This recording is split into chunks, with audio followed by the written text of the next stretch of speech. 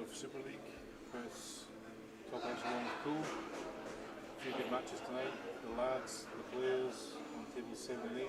We chopped dirty against the Reapers on tables 1 and 2, and the Jet and the Boys on tables 9 and 10.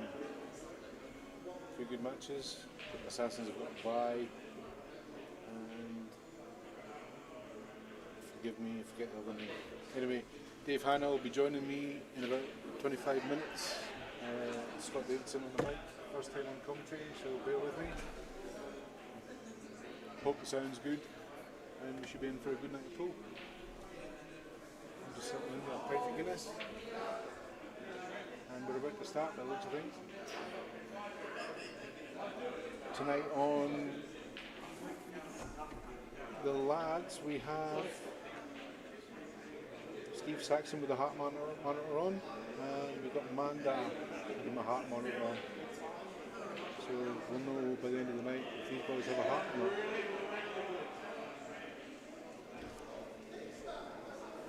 Should be a good match.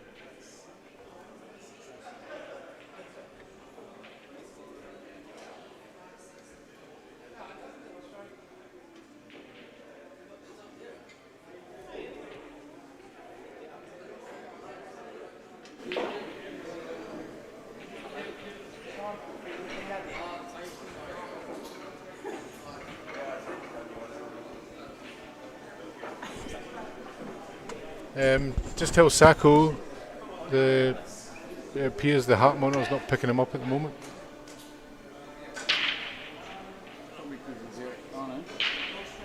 Mandar's is good. Oh, yeah.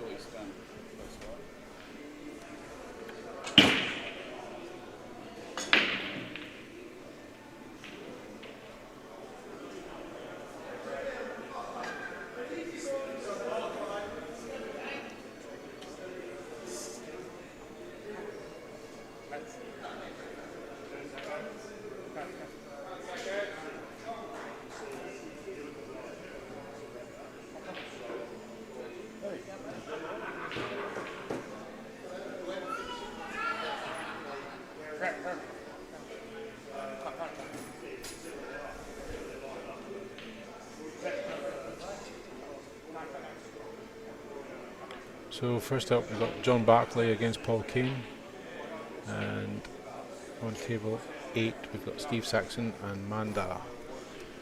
Both players wearing the heart monitor on table 8, although it looks as though Steve Saxon's is not picking his up at the moment. He's probably too skinny, but good on him.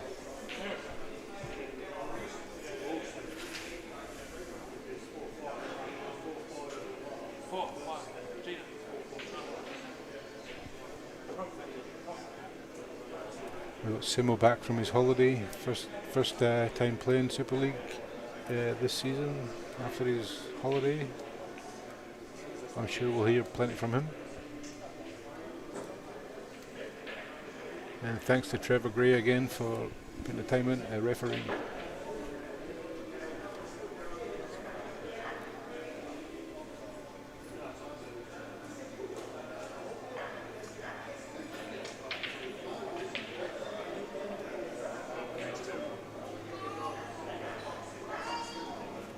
So unexpected miss there from Steve Saxon. Got good position, didn't seek the ball though. Oh, and on table 7, just had that unexpected miss from Paul Kane. So it's a jittery start by the looks of things.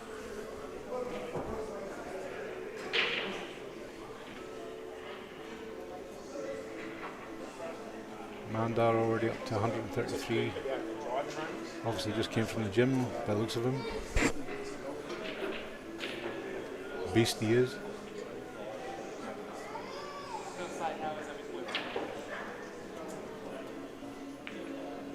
There's steady Eddie John Bartley just taking one cruisy up the cushion.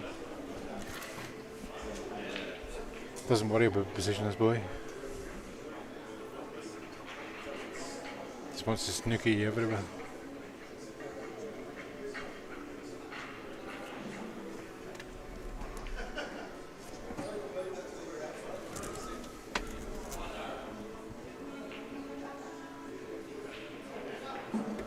So tables 1 and 2, we got W.A.E.B.F against the Reapers. Tables 9 and 10, we got the Jets against the boys. I'll keep you updated with the scores through the night, or you can check Poolstat.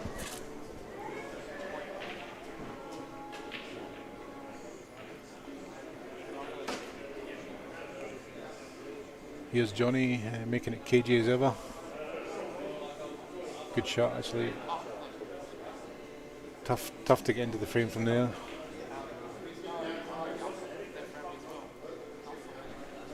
On table 7 that is.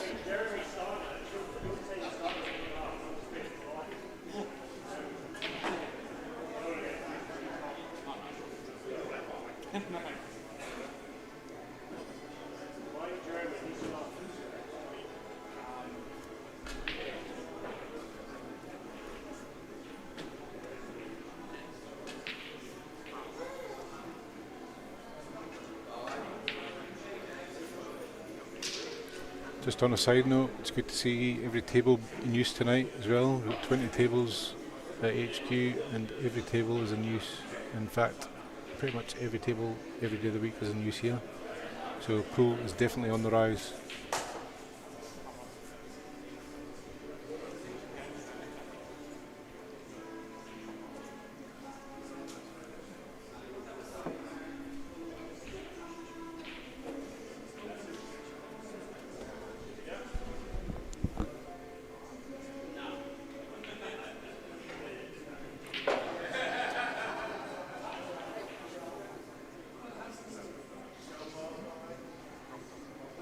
Johnny's just given Paul a bit of an opportunity here.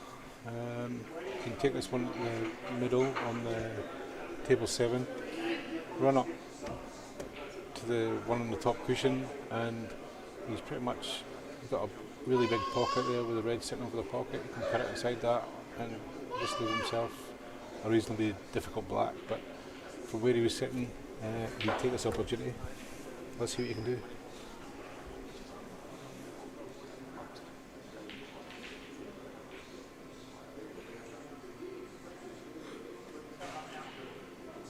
Just needs to make sure of this pot now, and he's pretty much guaranteed position, and then see what he can do about where he wants to put the black.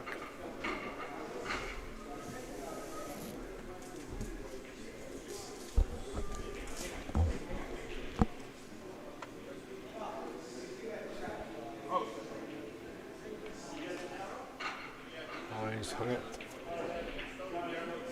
And they're pretty open for Johnny, and I'd expect him to go out from here.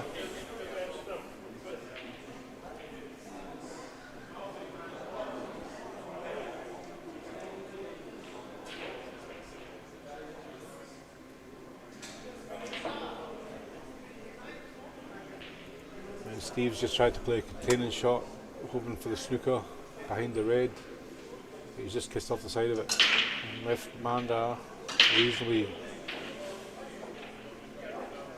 open opportunity. If this first ball goes in and he gets a decent shot in his next, then I would expect him to go out as well.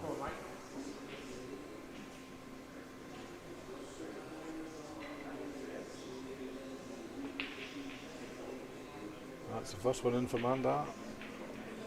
You can run through slightly on this, take the one below the red into the middle pocket, run through on that one, and he's got the bottom right pocket as we're looking at it for the black.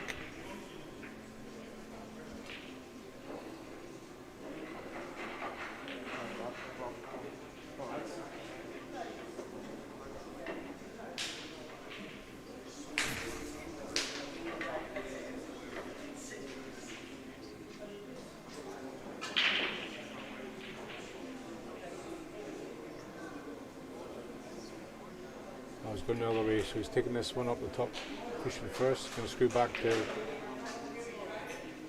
there. Oh, he's actually turned out really nice for him. He can pop this one to the left of that red into the middle pocket. He's going to cannon the yellow slightly, leave it plumb in the middle bag, and it'll be plumb in the black if he sinks this.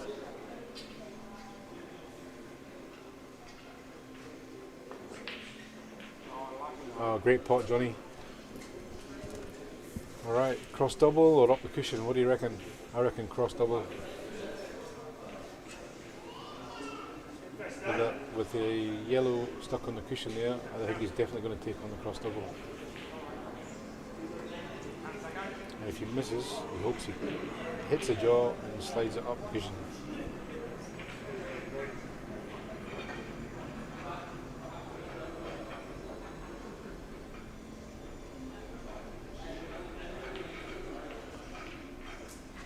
And that is, oh, good effort. So Paul Kane, he has to take this top right, get decent position, roll the yellow in, pocket weight, and the black sitting in plumb for him. And if he gets it, he's lucky, because he didn't play well on the string.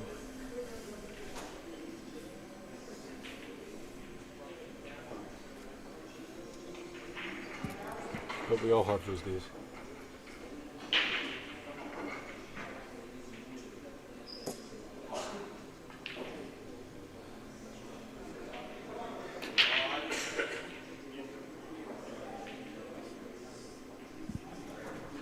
And he's done exactly the opposite of what I would have done. But he's actually landed it pretty good.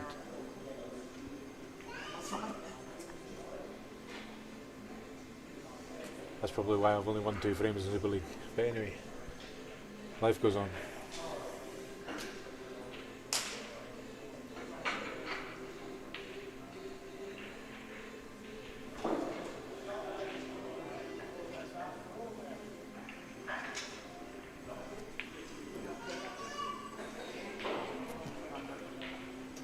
And Johnny just tying things up there.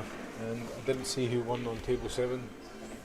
Oh, Sacco, Steve Saxon. Steve, your hat model's not working, mate.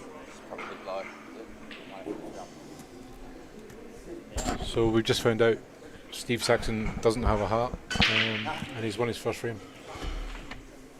I was concentrating on another one, I missed that one, so well done to Steve.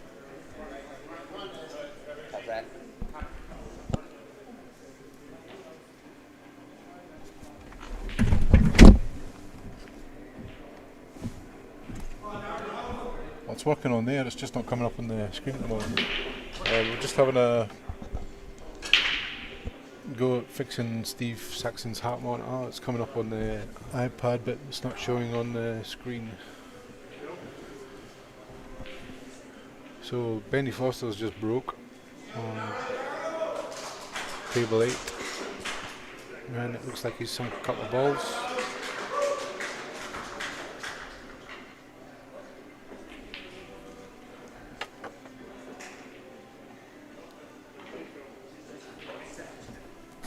And he's playing Alan Brown, 2 of the best pool players in WA, no questions asked. Alan Brown, Masters champion 3 years in a row, could quite easily play for the Open Men's and do well. Oh, Johnny Barclay's just played an out this world shot. Did you mean that, Johnny boy? He's giving us the head nod. What a shot. That's definitely going on the highlight reel. Well done, Johnny Bartley. So that is 2-0 to the Ladz.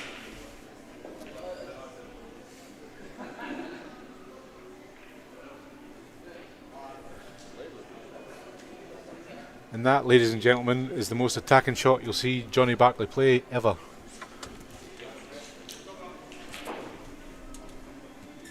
And he won't mind me saying that. So next up on table 7 we will have Lee Thayer and Nathan McMahon.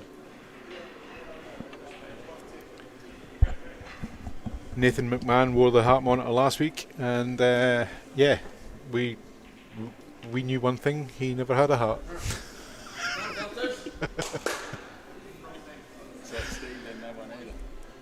So Steve Sacco.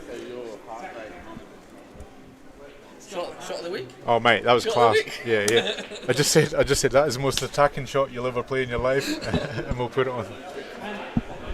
It's working here. Yeah. So it's not showing up here. I don't know. So we're just trying to fix the heart rate thing with Sacco.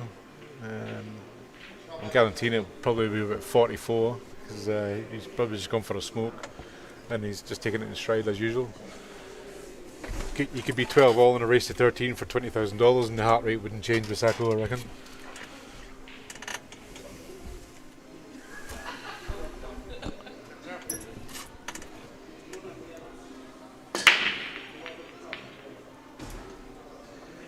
Oh, Nathan's just broke and gone in off after kicking off the jaw.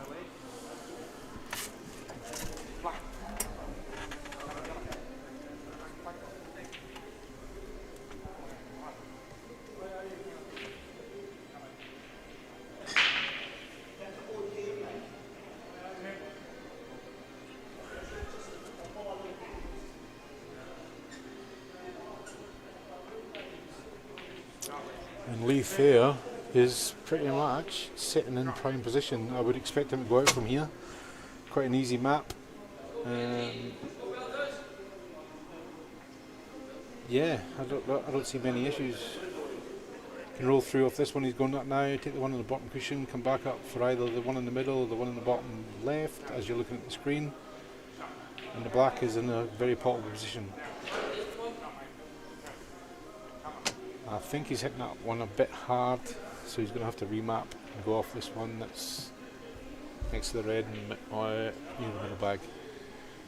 I still expect him to go out.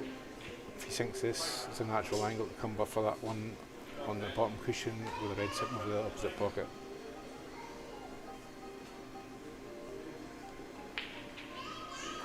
And he's missed it. Alright, so game on. See what Nathan can do. He's got 1, 2, 3, 4, 5. He's got 1, 2, 3, 4, 5, 6 balls sitting on cushions, so he's got a bit of work to do.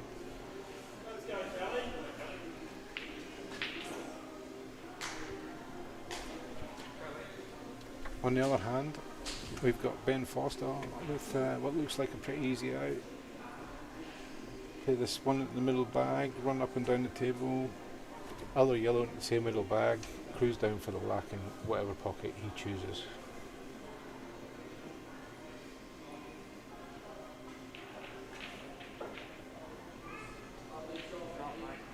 And he's just going to roll this in for the black into the opposite middle, and that will be 3-0. Time for a sip of Guinness.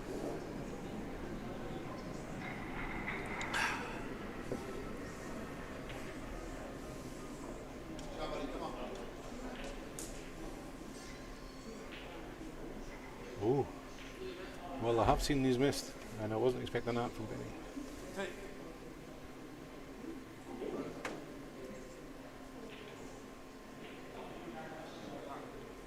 I'm not going to say a rush of blood because Ben Foster never gets a rush of the blood. He's the same as Ron Kelly, they're both robots.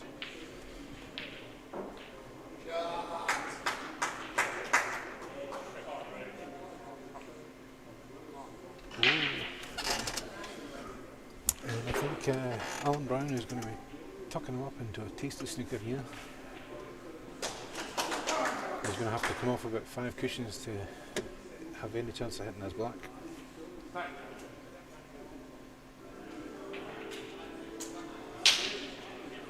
Yeah.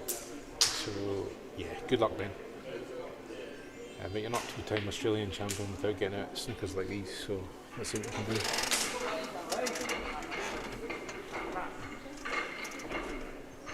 Nathan and Leith there on the other table. It's pretty tight over there. Nathan's had a bit of work to do getting his balls off the cushion. Lee's back in.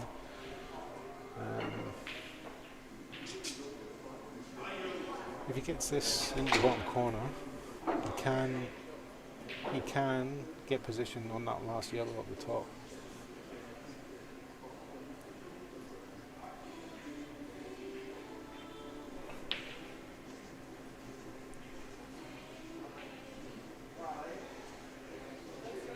And he's missed it. So Nathan with a chance to, well, if there's any man in the room that can do it, it's him, along with many others.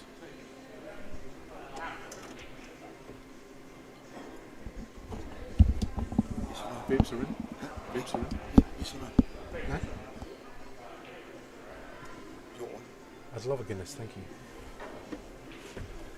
Oh, that's nice. Being offered a pint of Guinness there. Good lad. Alright, so... Well, I think Brownie's out here, so let's concentrate on Lee and Nathan's game.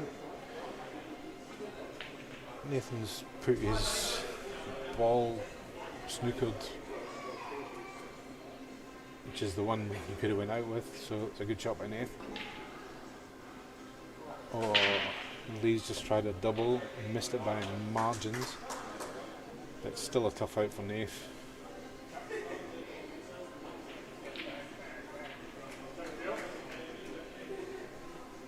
And Brownie on table 7 is just mopping up ABC.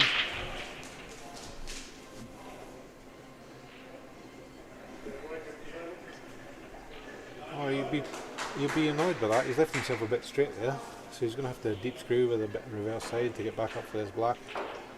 He'd be a little bit annoyed with himself.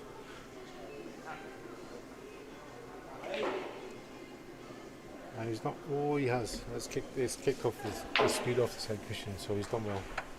Easy peasy. Never in doubt. So Brownie gets one back for the players, and it's now 2-1.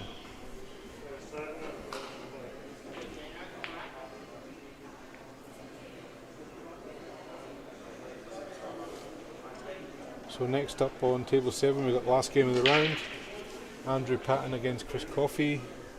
Two of the lower point players, but very, very capable players. And it should be a good game.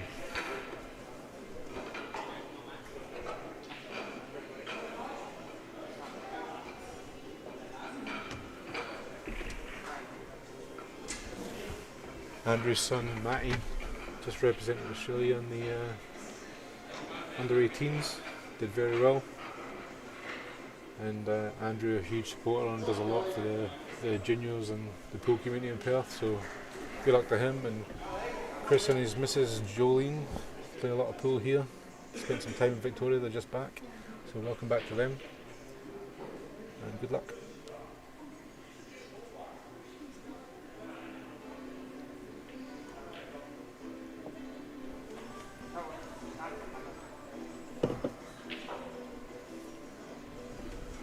My wee mate Steve's just dropped off a couple of messages, as we say in Scotland, and he's staying for a beer. Unfortunately I can't talk to him because I'm commentating, but I'll give him a little fist pump, he understands. Good shot by Lee.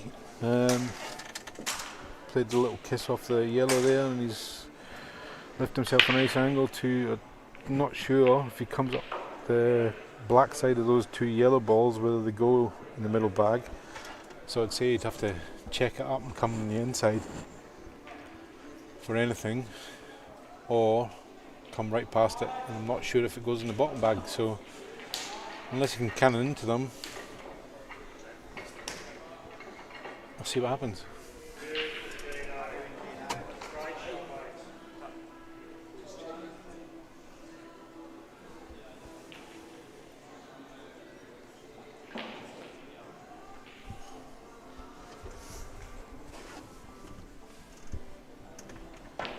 And Sebash must be doing something from home because I've just lost vision, and now we're back. Thanks Sebash, you're the best. Big thanks to Sebash, what he's done to bring this game into the 21st century, because Terry was never going to do it, but yeah, we're up to speed now. We've got great cameras, we've got sound, we've got commentary, we've got live vision, we've got heart rate monitors. So Marchy as well. Like, good ideas, boys. It's made a difference.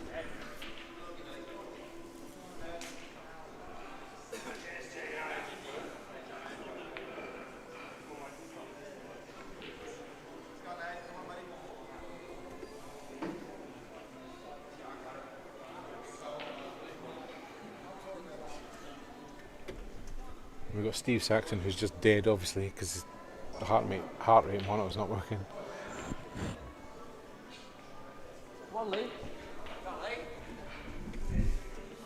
Although it's working on the iPad, so I might say Steve Saxon's heart rate monitor is coming up on the iPad, but it's not showing on the screen.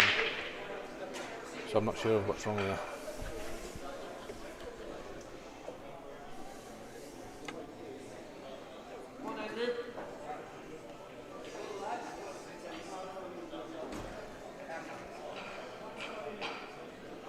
In other matches, 2-1 to the Jets against the boys, good start for them, and 2-1 to the Reapers against W.A.E.B.F.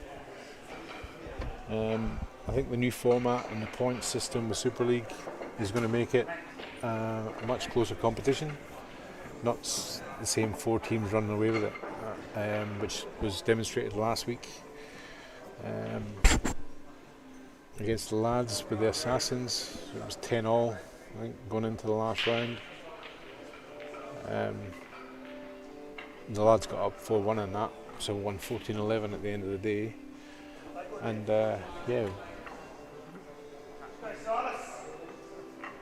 in the past, the teams are a bit more even now, and I think most people have got a chance. So that's a good thing in my opinion. Sebash is just working on the heart rate monitors in the background. They're still showing up on the iPads, and still just one showing up on the screen, which is Mandar's, but I'm sure that'll be fixed at some point.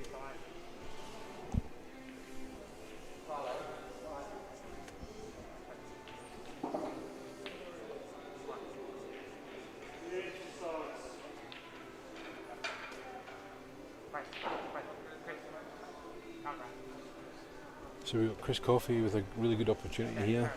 Doesn't have to do too much, it's all pretty natural. The balls are sitting pretty nice. This is his toughest shot.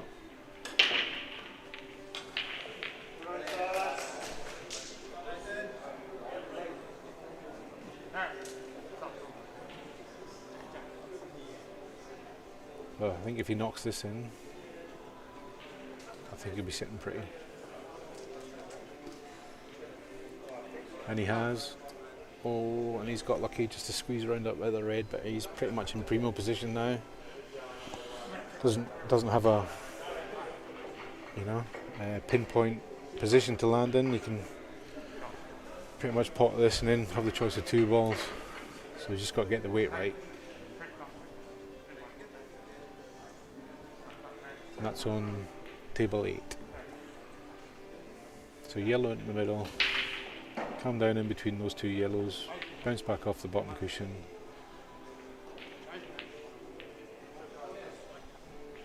Or cannon that. Oh, and I don't think Nathan said, oh, he hasn't hit a cushion. So Leithier's got ball in hand against Nathan with the symbol black. And that's 3-1. So back to Chris Coffey's game. You can pot this one now with a little bit of check on the right hand side.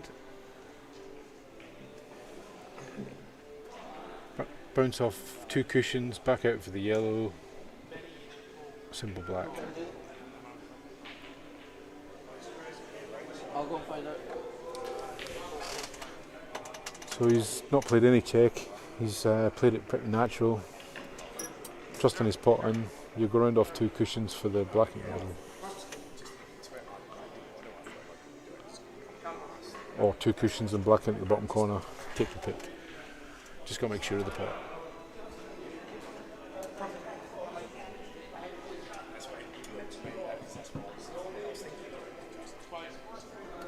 Sip of Guinness. Too lovely. I will at the end of this round for a toilet break and then come back to you.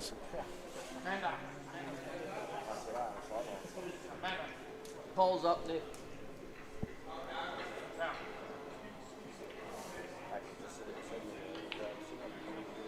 Ben Foster and Paul's break. And that's one I didn't expect Chris to miss. Has he been lucky and blocked this one to the middle pocket? We'll soon find out with Andrew's body language. And it looks to me like he has, so he's got a bit of work to do. Shouldn't be too hard to play a good safety off this, which I expect him to get.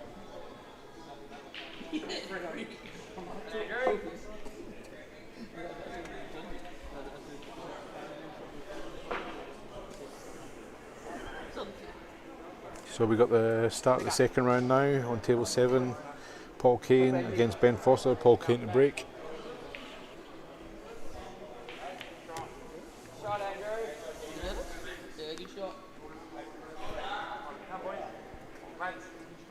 Andrew's got the safety, and it looks like he's got him in a good snooker with all his balls open. So if Chris doesn't pot this, I'd back Andrew to go out.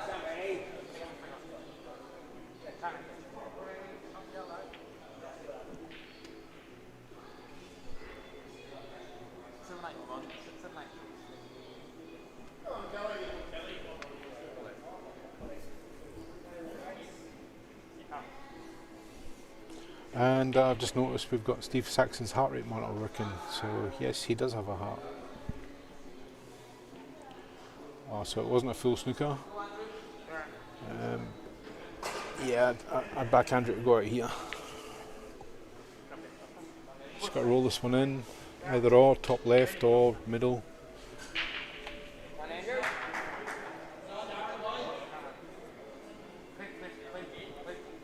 And yeah.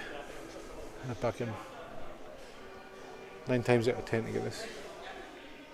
Up and comer. I still think his points are too low, the amount he plays, but that'll change this year.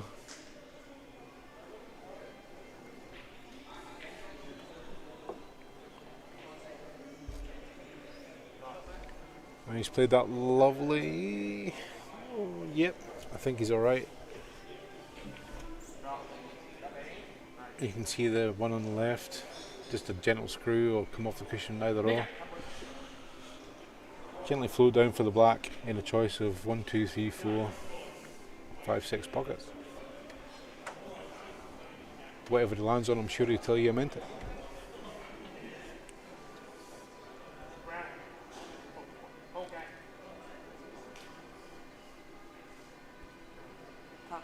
And then Mr. Clinical on table 7 right now is looking pretty good to finish on what looks like a pretty easy out.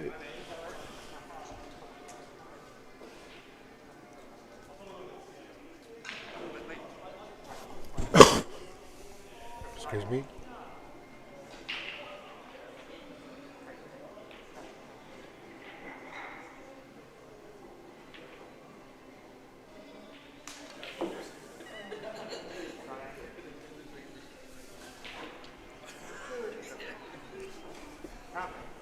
So myself, I probably would have worked the white a bit more and got me closer to the black, but Andrew's just trusting his potting ability and probably just going to roll this in pocket weight, knowing that if he doesn't sink it, the black's going to be over the pocket and that yellow's going nowhere.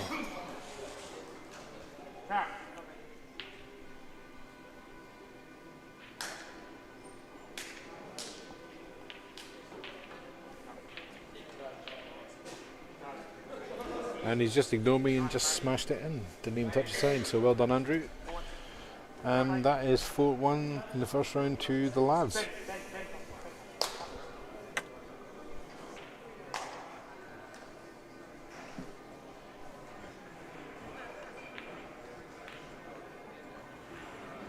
Benny Foster's just lost position, left himself snookered.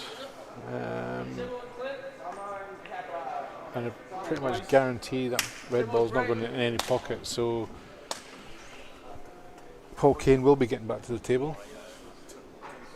100%. I'm going to put my mortgage on that one, and let's see what you can do to get back into the frame.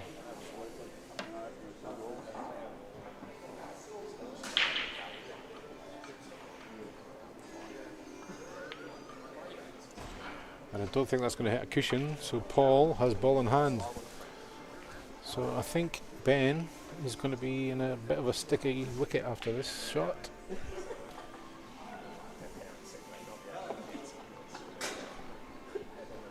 So for me, I'd take the white behind the ball on the cushion there, knock it pocket weight over the middle bag, leave the snooker, get ball in hand again, and then just clear up. Dot to dot. But he's going to do something totally different. So let's see what happens.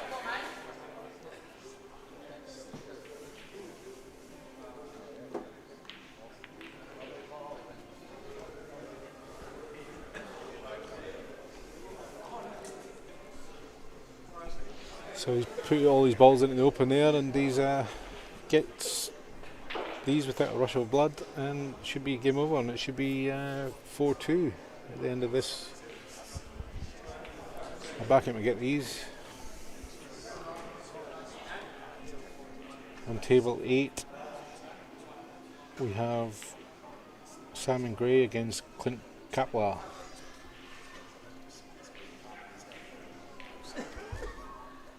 And this frame should be fun. Both attacking players. Should be good to watch.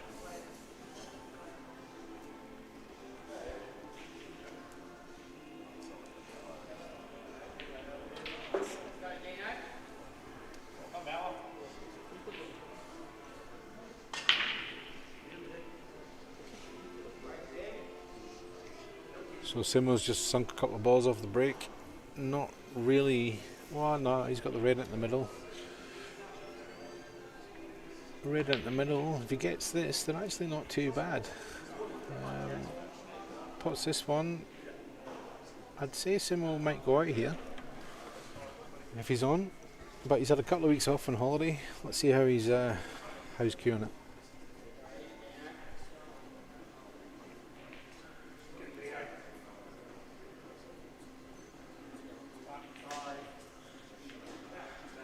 Alright, so red's down, let's see what he does now.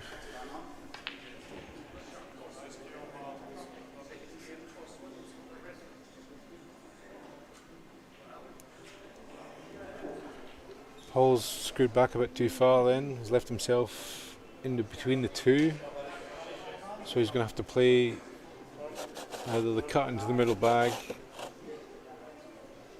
come off one or two cushions for the yellow into the bottom corner, or the same middle pocket, or take the one near the black into the left middle pocket with a lot of topspin, come back for the yellow into the right, and then the simple black. Let's see what he does. For me, I'm taking the cut into the right, and then you've got options if you don't get the pace right. If you don't get the pace right on the other one, you don't have many options. He's taking that one, so let's see what happens.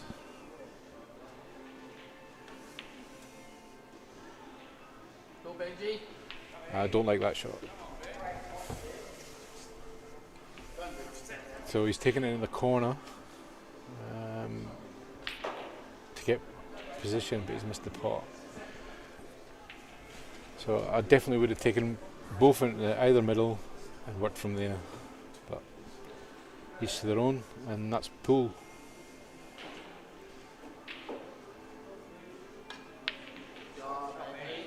And Mr. Foster has cued that lovely, and I don't expect him to miss his black. On the other table, Simo is flying.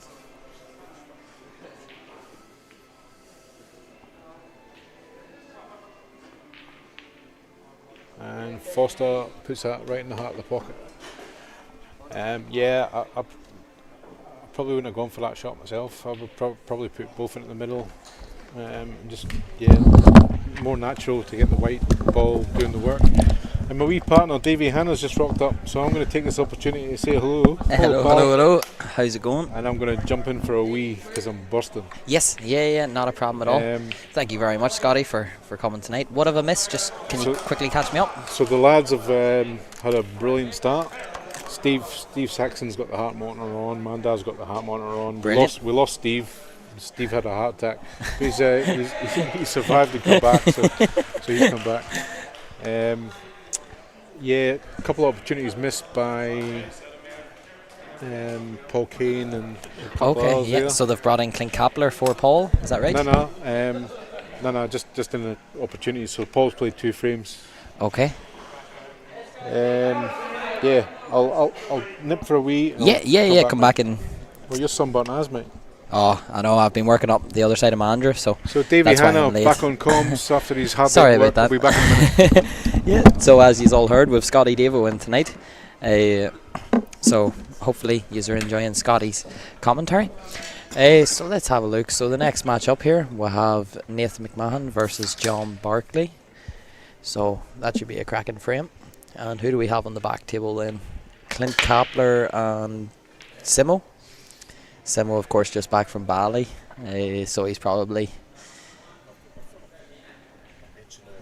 Oh yeah. Perfect.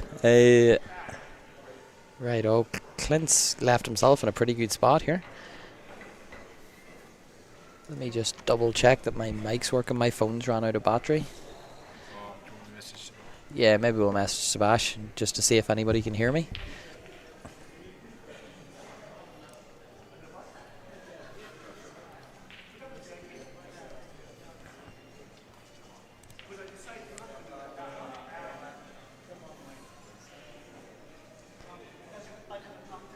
Yeah, so we've got the... brilliant, yep. So far in the other games, the boys are up 4-2 on the Jets. And the... Yeah, so you can't hear me indeed. And Wee Chalk Dirty is up 3-2 on the Reaper, so very close games on both parts. Yeah, Clint's got a nice ball down the rail, just transition. And he's left Simo just about perfect. How is everyone doing today anyway? Let's have a quick look here. Yeah, we have 37 people watching. Can we get some comments to see who we have in here tonight?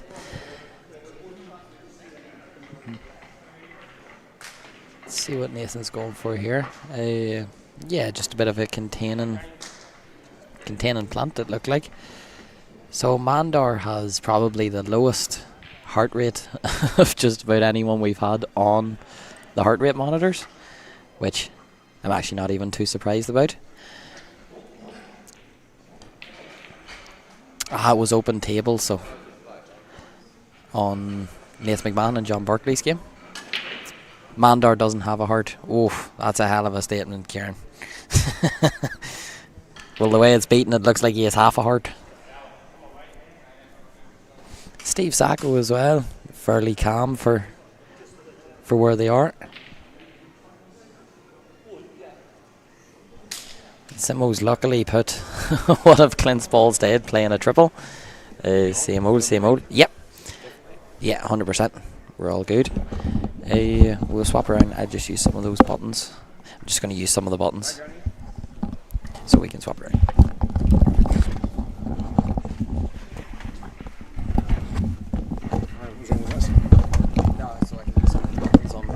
Break. Alright folks, I'm back. So you could hear me the whole time through this? You are, but you just can't hear. Oh yeah, right. Yeah, so this mic, you can hear the playback, and that one you can't. Do you prefer the playback? Do you want to hear it? No? How are you anyway, Scotty? How you doing? Good, pal. How are you? Yeah. Sunburnt as, mate. Sunburnt. You're not looking so much like a Casper. So my wee mate Davey, I play with in First Division in Blackball. We call him Davey Casper Hannah because he's got the palest white legs you've ever seen in your life. But he's got some of the sun today and he's looking a bit pink, so I have to call him Pinky.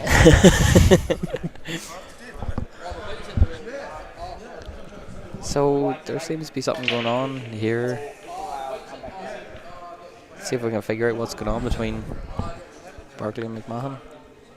So a bit of controversy maybe on table 7, which looks like it's been just sorted out. And they've agreed that it's not a foul, so play on.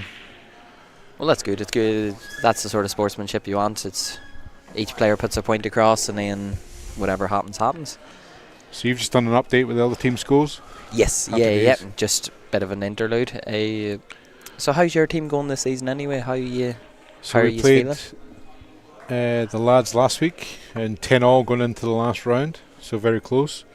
So I just mentioned that earlier, that I think the point system, that's a great black. Yeah.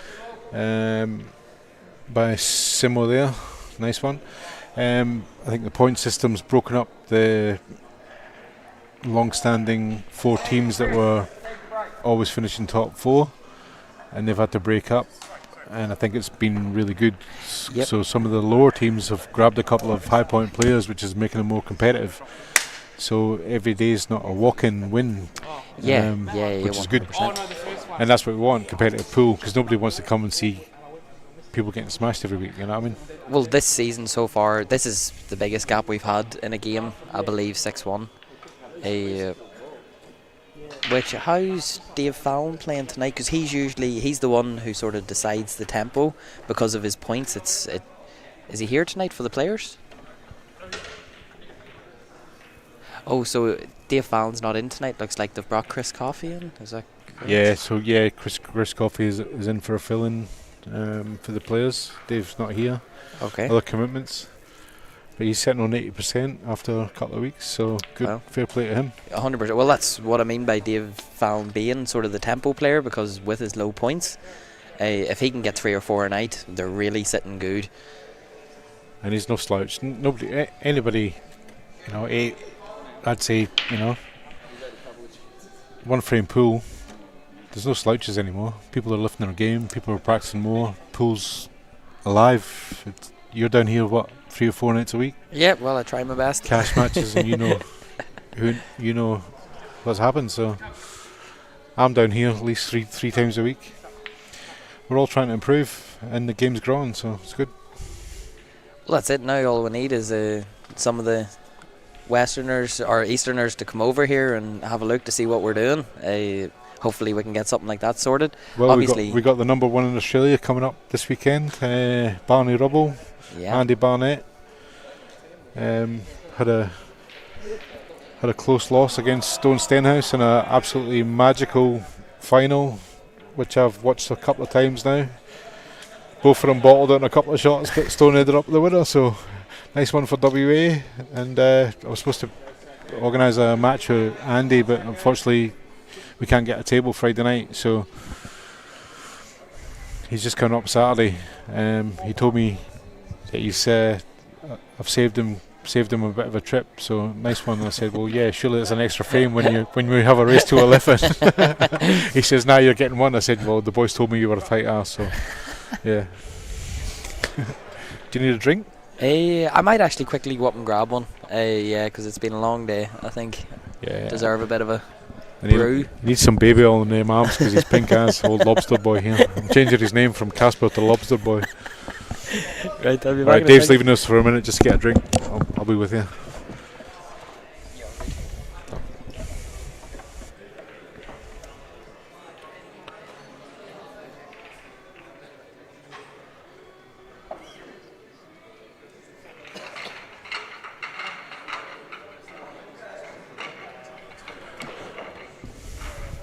So the lads are off to a pretty good start here. Players need to pull the finger out. I reckon some Alan Brown magic over the next couple of rounds will draw those frames back, because he is a fantastic captain and nothing bothers him.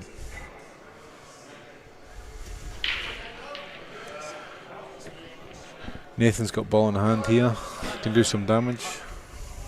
I think he might just clip this yellow on the cushion when he plays this red in. Oh no, he's just gone clean. I think he was trying to, just to put it a little bit safe. Judging by his body language, that's the shot he was trying to play and just missed it, but never mind. He's still on. Everything goes. He puts the bottom one of these two reds down the bottom. Or he can take the top one and try to get position again down there, but I think he's going to take this bottom one of these two reds. Oh no. Well, clearly I don't know what I'm talking about. I just wish he'd settle down and take a shot. Oh, here we go. So, in terms of the key matchups this week, obviously all the games are big games for all the teams. It's early days. But is there any game in particular you're interested in tonight? Well, I think the favourites for the Super League title this year are on tables 1 and 2 and 7 and 8, without a doubt. The boys have a couple of young lads in their team with Matty Patton and Liam Nolan. I think they'll do well, but I think experience and through the season will accumulate frames for other teams. It's good that they're bringing these boys on, and it will do well for them progressing head-wise, experience-wise, shot selection, the whole bit.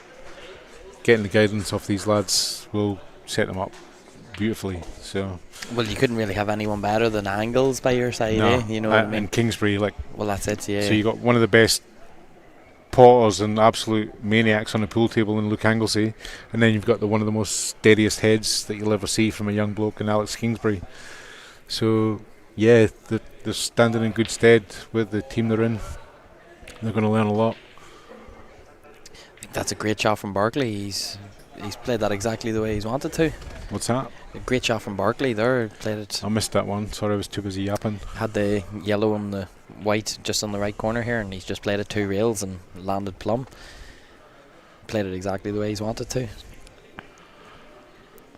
So you can see as well, slowly but surely, obviously the start of the season it started a bit slower for everyone, but it's good to see everyone sort of coming into a bit of form, because obviously slow start. A lot of the players don't really play much during the break, apart from yourself. And I think that the cloths are making a big difference at the start this season as well. There's normally a few more master breaks and master visits going around.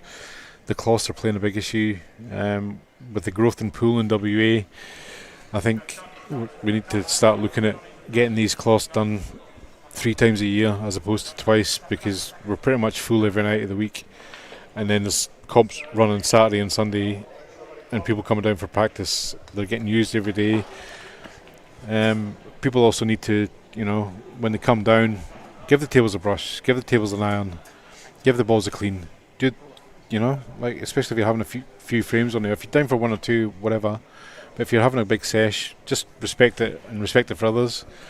And we'll get much more gameplay out of it. But yeah, I definitely think we need to start looking at 3 times a year for reclothing, because the amount of rolls and whatever else we've seen recently, and just the speed of the tables, it's been a bit off, especially over the streaming tables and the outside tables. Yep. It's such a big gap. Well, so the main thing is It's about hard to that. play. Yeah, just so from what I know, this season they haven't been reclothed so far. I believe the last time they were reclothed was the start of Super League or the start of Nationals. So usually, like you say, they're done every 6 months, but they haven't actually been done. How long? Yeah, was that's that too now? long. Nearly a year. And you can see the wear. It's nowhere near your Pop Blacks and whatever else. But this is the home of pool in WA. Yeah. And Well, that's a cracking point, 100%, Scotty.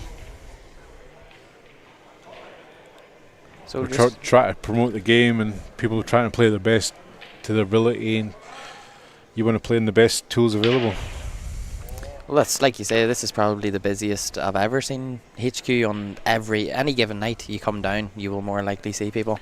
Yeah, the introduction of international rules and a little bit of Blackball, getting rid of, no offence, world rules worked and whatever else, they just didn't suit me, didn't suit a lot of people.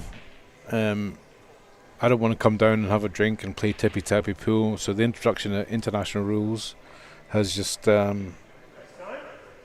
given people a big interest again, because it's quick fire. Make a mistake, you're gone. And that's what people want. I mean, I know it costs $2 in a pub or whatever else, but go and join a club. Like, make the sport rise. Like, that's what we're here for. That's what the club's here for, you know. Like, get a membership, pay $55 a year, and you can come down and use these tables whenever you want. You know what I mean? Oh, with Kieran McCrory in here tonight, evening lads. Hello, Moonhead Scotty. Is that the new nickname? Yes, he said I have my own gravitational pull, but there's a few around. I am a large man. Drinking this Guinness, I'm going to get larger. So, hello, Kieran. Nice to see you too, pal. He's got his Craigie mob in tonight on tables 5 and 6 in some, I think, 2nd or 3rd Division North final. Okay, that's on tonight as well. Wow. So we'll be supporting them. I'm sure you hear the "Come on, Craigie" at some point. So I was wondering why we had a full house in here tonight, and even just on these far tables on the right hand side, it's just people coming down to practice. So the club really is, like I say, it's the busiest I've seen it in a year within the last month or two. So it's brilliant. It is rising. And then you've got the ever regular, the unager Neville Lovers, just doing his thing, making doubles, getting cross with himself when he doesn't make the double, getting cross with himself for anything that he doesn't make. Practicing away. Yeah, practicing the shame shot about 100 times. If you want to get better and you want to practice, I don't know what age Neville is, but he's doing it in Superleague. He's doing it every night of the week. If you want to learn how to practice and play, he's your man.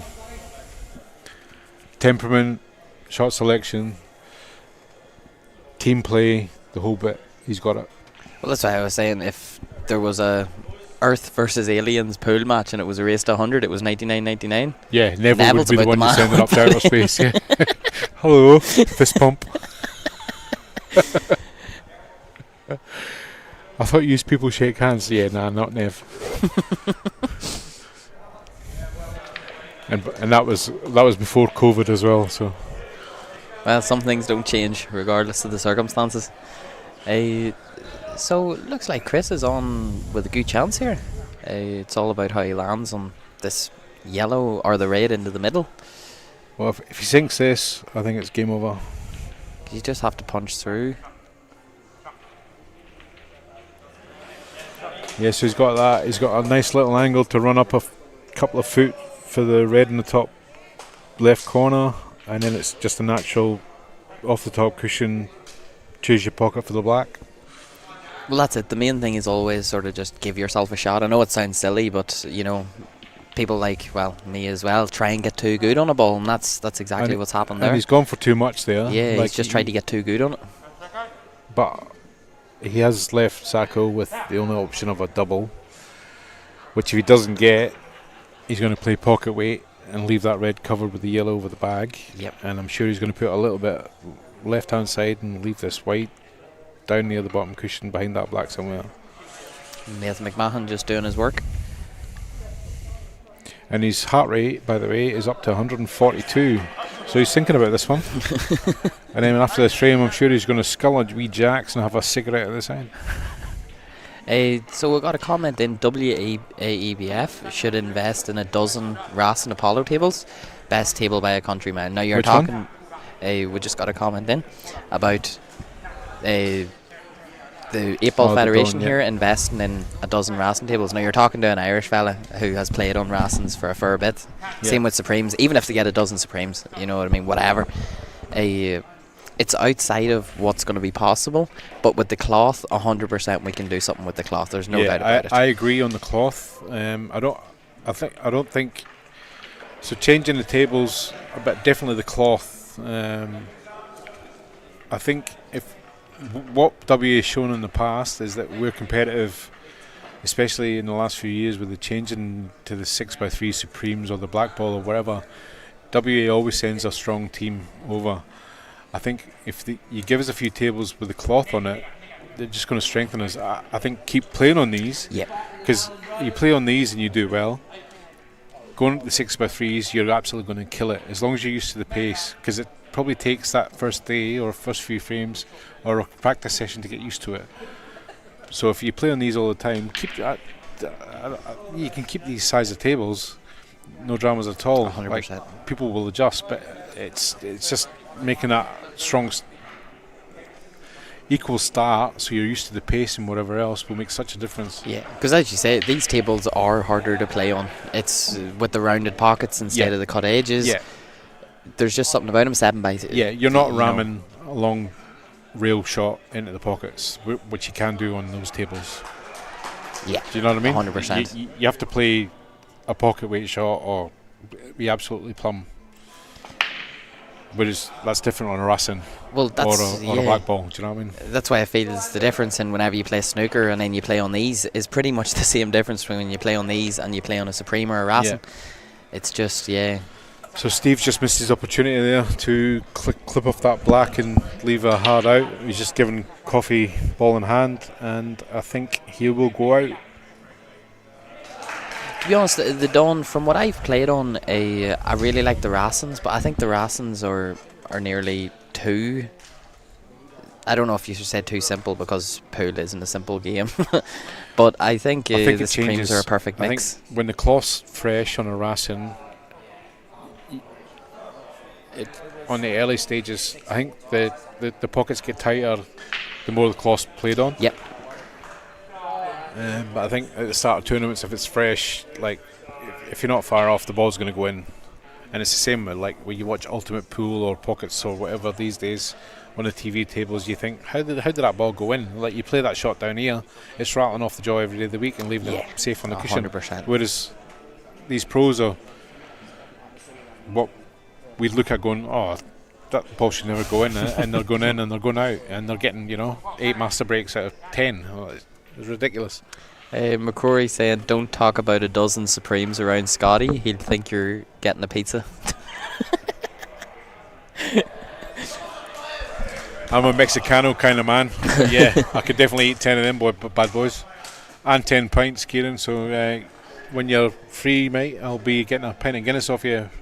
We're doing this commentary, pal. So Chris Coffey gets a massive frame there for the players. That is massive. Yeah. So now it's 6-3 all of a sudden. We've just been talking. Yeah, and the players are back into it. So over in this table with Andy Patton versus a Brownie. So we've just been informed by Mr. Barkley that Steve is not happy wearing the heart monitor, which is fair enough. So we're going to give it to someone else. Okay, yeah. It's because you got no breasts, Steve. John, chuck these on, mate. You got breasts? No? Okay. So, unfortunately... okay, so... Fair enough. So, we've got one heart monitor for tonight, which is Manda. All good. Okay, so, yeah, the main thing is, whenever we do the heart monitor things, is making sure the players are happy before we do it. Because, we prefer to not have it we're halfway through. Because the most important time for the heart monitors, why we got them, is in the final rounds, whenever it is really tight. But just stuff to learn from. We've worked to do. Sacco's an athlete and there's nothing to cling on to. Like, you can't wrap the strap tight enough. That's all it was. It's like strapping it to ice. It's not going to do anything. And when I say athlete, I mean the guy that can drink 20 Jack Daniels and smoke 60 fags in a day and still play in a final of pool and win it. You know what I mean? He's a legend. So up on the bottom table we have, I'm not too sure, is that Lee Thayer, is it? Or that's Lee Thayer, yep. Yeah, okay. Don't think I've ever met him, but I've heard plenty about his ability. He's a regular member of the boys. Now he's, with the boys being split up, he's now one of the lads. I've actually never played him, only in single frame pool in this format. With Herbie over here. Playing for the Jets. So the Jets are 6-5 down. He's let us know, and he said it with a bit of anguish on his face, if I would say anything. And then we have Andy Patton playing Brownie as well. Me and Patton had a great race the other day. It was a cracking race. Who won? I got him 21-20. You did? Yeah. A nice one. Good work. So Andrew's one of the players I would see rising up the grades pretty fast, along with yourself, Dave. The amount you put in, pool table at home, the amount you put in down here, you guys will be rising up the grades, pretty sharpish, I'd say. Well, it's the first time I've played like a long race that was structured. Usually I would play a race back home in Ireland, would play the 50, you know what I mean? But it wouldn't be, oh, the goal is to reach 50. It's just, just play until whenever. But a structured race is so much different. There's more pressure and it was more, he was only back from, he was in Slovakia, I believe. So he was just back, so yeah, I got a bit of a quick start on him. So I think he went from nationals to holiday back to his wife's hometown or whatever, and then he's only just back. But he has to put some time in because he, like any father, he doesn't want his son outshining him, so he'll definitely be putting the time in. Yeah, he was and playing. Matthew's got the world at his feet. He's got all the talent in the world. Yep. I just think needs to get a little bit of practice of controlling his emotions, because he does show a bit, and that shows a bit to the opponents. So once he's got that under control, he'll be an absolute supreme player. That's it. What I found most is in the pressure moments is when he least shows his emotion, which is, it's a bit of a strange thing. You think it's nearly backwards, but he can pot from anywhere. Yeah. When he plays a bad shot or like terrible safety or whatever, it all comes out, and that gives a lot. So he'll learn a lot just to watch. The likes of Alex Kingsbury, Ron Kelly, the guys that just play the shot, no reactions, and just play pool. So once he can control the breathing, keep the head, he'll win a lot more frames. And that's why we were saying why it's such a great idea having him and Liam Nolan as the two backups, because Liam's just a freak.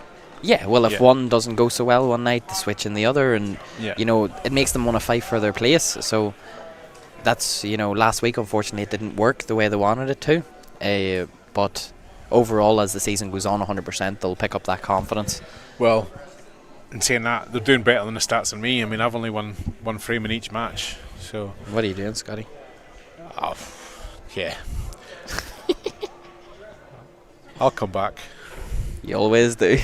You're like the Terminator. And when I played, I've only been playing League for the last sort of 4 years, and I joined when it was world rules, and I used to lose the heat.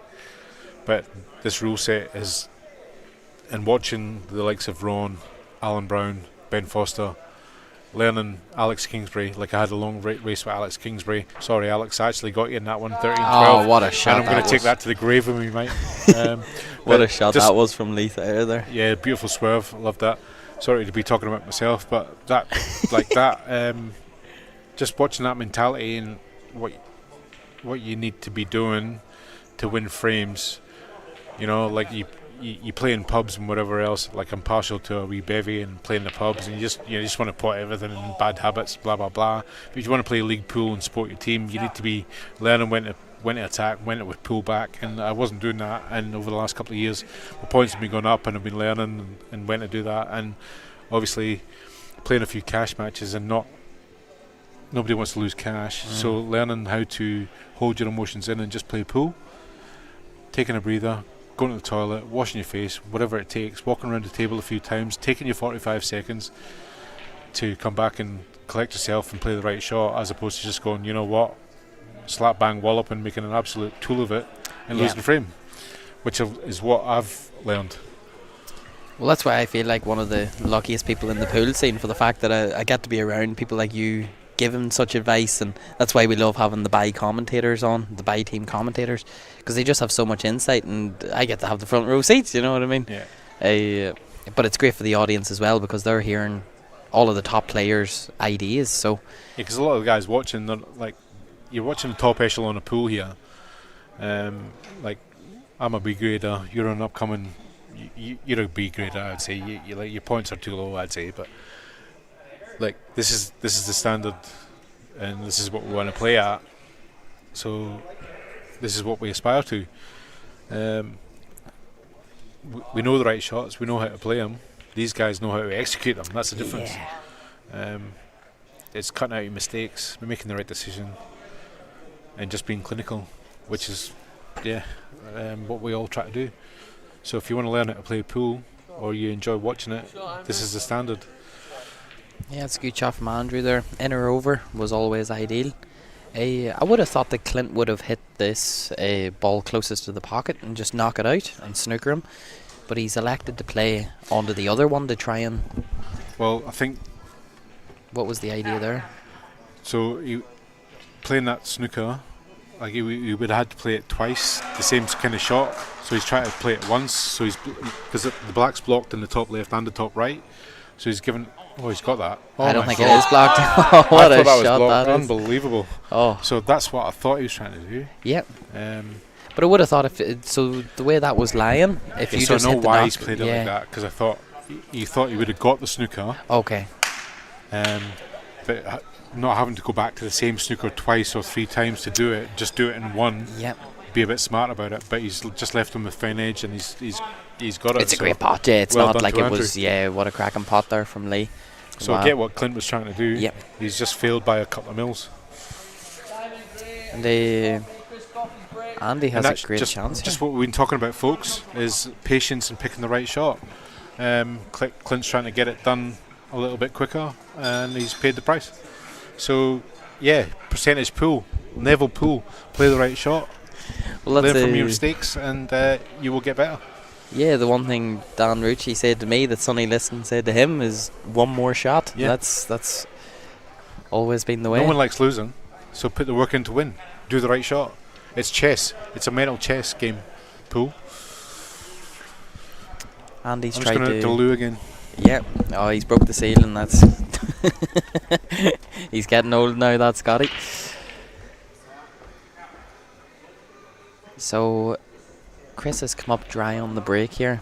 And Andy's trying to decide. It looks like he's coming one reel. He just tried to play a bit of a touchy shot, and unfortunately has snookered himself. Oh, the one thing you don't want to do is miss it completely. Oh, that's put him in a bit of a bad spot now.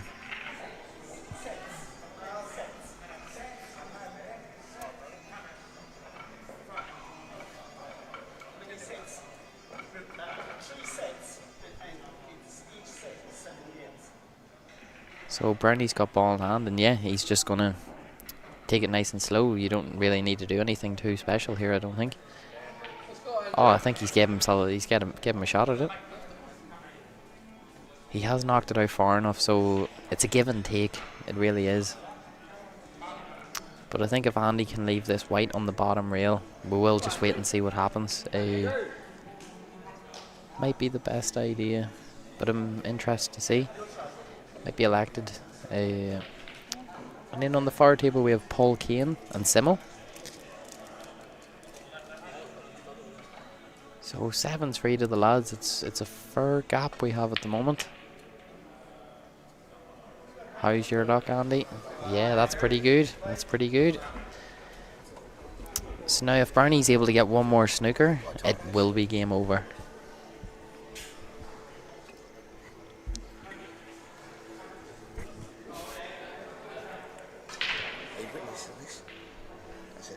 Just get another one added to my bill. Love you. We have someone doing rounds, do we? Goodness. I'll get it. Just add it to my bill. So with Scotty Devo doing tabs, I didn't realise we were on bar tabs here, but I'm not getting paid for this. Oh, Bernie's gone in off. Oh, he's given Andy such a good chance here.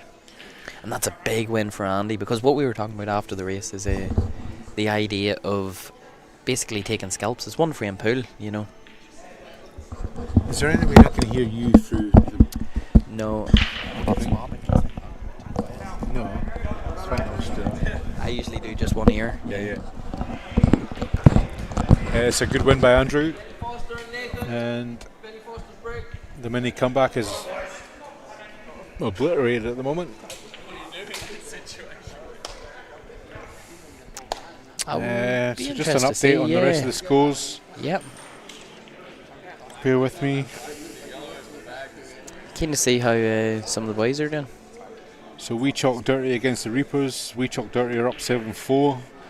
and the Jets and the boys is a close one, with the boys being up 6-5. And what have the frames been? Do you have the legend there? So Matty Patton's doing well, 2 out of 3. Yep. Liam's got 1 out of 3. So the young lads are stepping up. On it's just became 6-all. So tight match there. And then the Reapers, which I would say might be the most interesting dynamic of a team. They have a really, really strong team. They could have a chance of, it all depends on how. So the Reapers are currently 8-4 down. Dan Rucci 2 out of 2. Moisey's back from his Bali trip with Simo. He's currently 0 from 3, but he will take a lot from this Super League. It's his first season in Super League. Ron Kelly 1 from 3.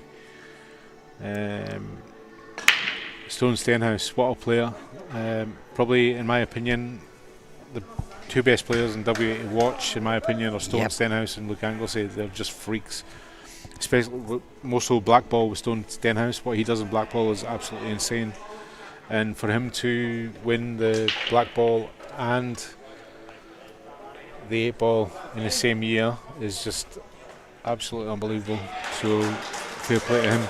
Well, it's good to see Gino getting on the board as well. He's been sort of struggling the last 2 weeks. It's usually the last ball or two. So for him to get a master shot, week to week, great. A little bit of luck, a little bit of whatever. He's busy with whatever's going on. I'm sure he'll turn it around. He's a quality player. Silas 1 from 2. Rocky 2 from 3, solid as ever. Yep. Phil Bell 0 from 2. Phil's not a fan of one frame pool. Yep. We know that. But I think he wants to test himself, so good for him to step in for his first season in Super League. He'll work it out. He's proven himself against these players in the Champions League, making the final and winning the final in the Champions League. From playing just cash matches, never been involved in league. He loves a good match, and when he's on, he's fantastic to watch. If the balls are there for him, he's as good as anyone. Well, we've seen in the Slate competitions where he beat, what was that one he beat Ben Foster and Ron Kelly in to win it? Yeah, so that was the Champions League thing. That was right, yeah. So, yeah, Phil on his day is as good as anyone. I'd like to say on that note too that I have beaten him 13-4 in an absolute pumping. So basically on my day, yeah, I'm as good as Dave Hanna. So. Some of the comments you get in those videos are hilarious. Everywhere, this is the greatness of pool.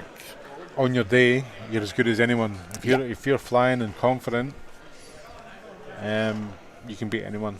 You just got to play the right shots. Yeah, that's what makes the difference between these boys and sort of my level is on any given day they're capable of it. That's the thing with these boys tonight, the 100-point players, is they do it every week. Yeah. I might do it one every 3 weeks or once every month or whatever. Right. These guys put the time in and do it consistently and beat everybody consistently. Yeah. And that's where we're trying to get to, I suppose. Well, let's say, just talking to you, Scotty, as well, I was surprised not to see not many of your former teammates from last year, from the Hooligans. Surprised not to see them involved in the Super League. I think they're just busy with work. I think okay. Tommy's living a bit further away. He moved? He still puts the time in snooker. He's down at the North Perth Pot Black playing a lot of snooker. Has his table at home. Went to America. He went to America for that comp. So he might be just trying to accrue some funds back from that. I'm sure you'll see more of him, and I'm definitely sure you'll hear more of him, because you definitely hear more of him. You hear him before you see him. He's an absolute legend. I love Tommy. He's brilliant. Then I think says it how it is. I like that. Well, that's the attitude you want. It brings entertaining pool, and that's what we're all here to see. And on his day, he's as good as anyone here. And he's I think he's 49 or no, he's just had his 50th actually, 50th last year. Wow. So, and he can still match it. And like Alan Brown, if you've got it and you're on your day, yeah, as good as anyone. Lee, I think he's working as well. I was chatting with him a couple of weeks Lee ago. that won the West Coast Open not last year, the year before. So he came into the semi-finals of the West Coast and then he won the Perth Open last year. Yeah, Perth, that's right. Yeah. So another good player, solid as a rock. I think he's just, work commitments or whatever's. I think new housemates as well are annoying him, so he's not getting the practice time that he wants. Right, yeah. Because we had him on our Blackball team for, just as a for a friend, night, yeah. But great player. Cracking player. Anybody that can step in, play on these tables for a season, play in a comp, and beat Luke Foster in a semi, and then Luke Anglesey in the final. And I think in the semi, I think it was a race to 7. I think there was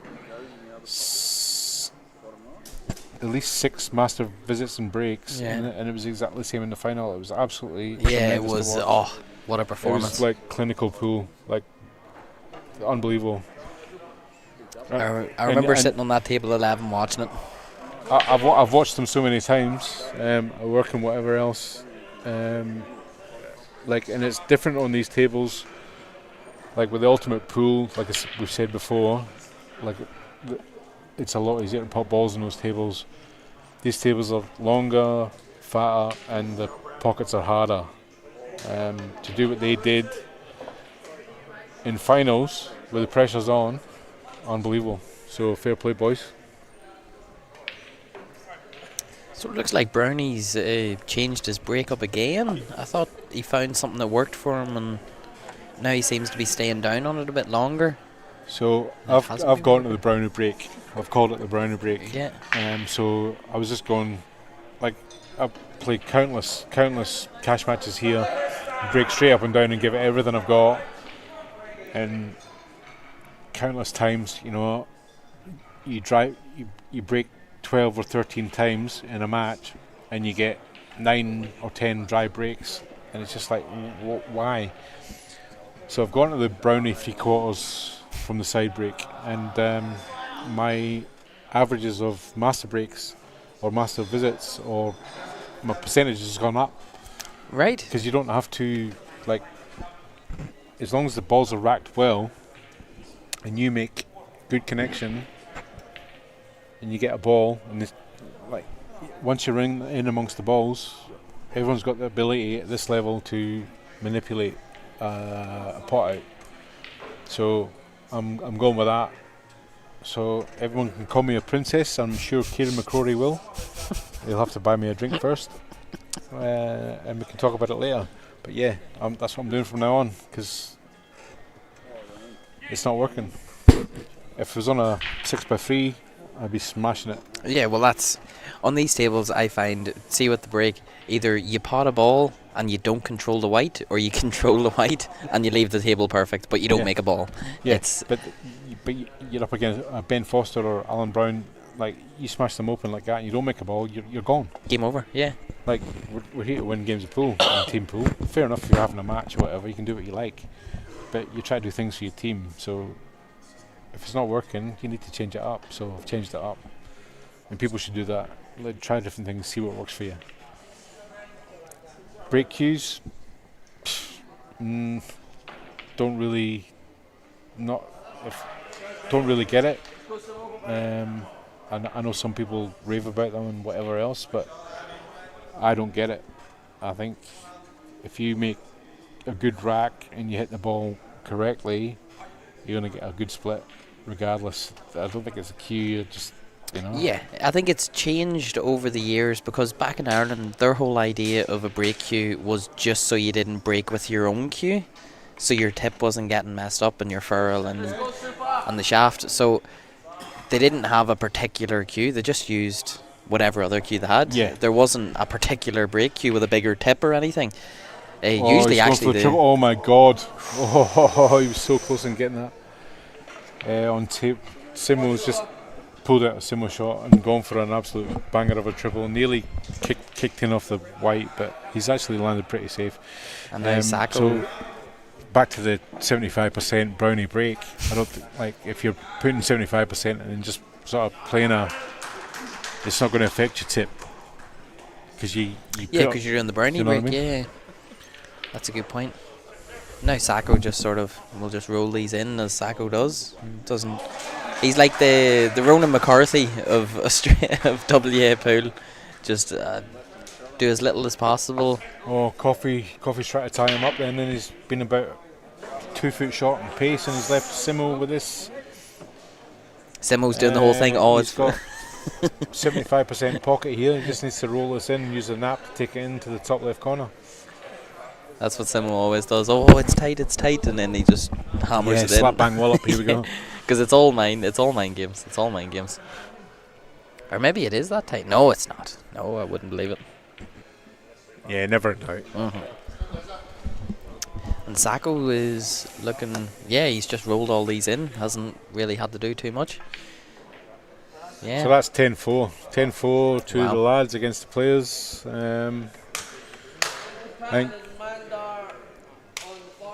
I think Brownie's going to put the brakes on this one, let this frame play out and have a break and have a chat after this frame. No, the game's not going to get going, I believe, because that's 14 last frame of the round. He'll pull everyone in for a chat and say, come on boys, where we at? So, again, just a quick shout out to all of our sponsors. We have Ellenbrook Skips, Red Earth Creation, and Marchie's Crowd, which do a lot of great stuff. And we have Nathan McMahon's. Do you remember the name of it? Auto-tune. Yeah. Advanced Auto Tune, is that correct? Yeah. Advanced Auto Tune, which, you know, they do a hell of a lot for the pool community. Yeah, Advanced Auto Tune. So for any of your sign needs, you can visit Marchie with Red Earth Creation. If your vehicle has any distress, I would highly recommend Nathan McMahon. I think everybody he goes to says he does a banging job and he really looks after you. So thank you very much to all our sponsors once again. Yeah. We need you guys, so good on yous. Well, that's what allows these heart rate monitors to be possible. That's what allows the stream to be possible. And the iPads to read them off and all linked up. And Yeah. Sebash, Sebash, Marchie, good job bringing us into the 21st century. 100%. It was never going to happen with Terry, but yeah. We love you, Terry. Yeah. Well, without Terry, the club's not, it's not in the place it is, He allows all of this to be possible. Mandar looked like he played touch and ball, or well, he's left him on the top rail. That's yeah.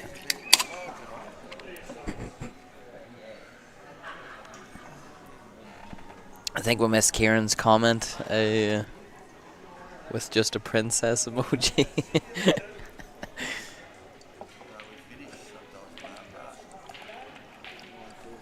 Guinness sip, by the way, people. Sorry. So 10-4. This isn't really close. I don't even think this is the largest gap we've seen so far this season in 3 rounds.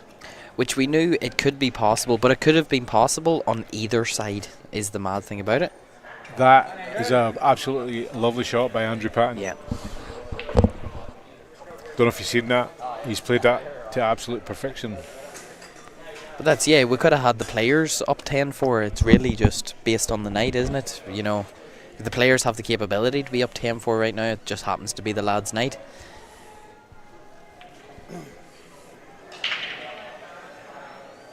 Yeah, and it was hard for Mandar to figure that out.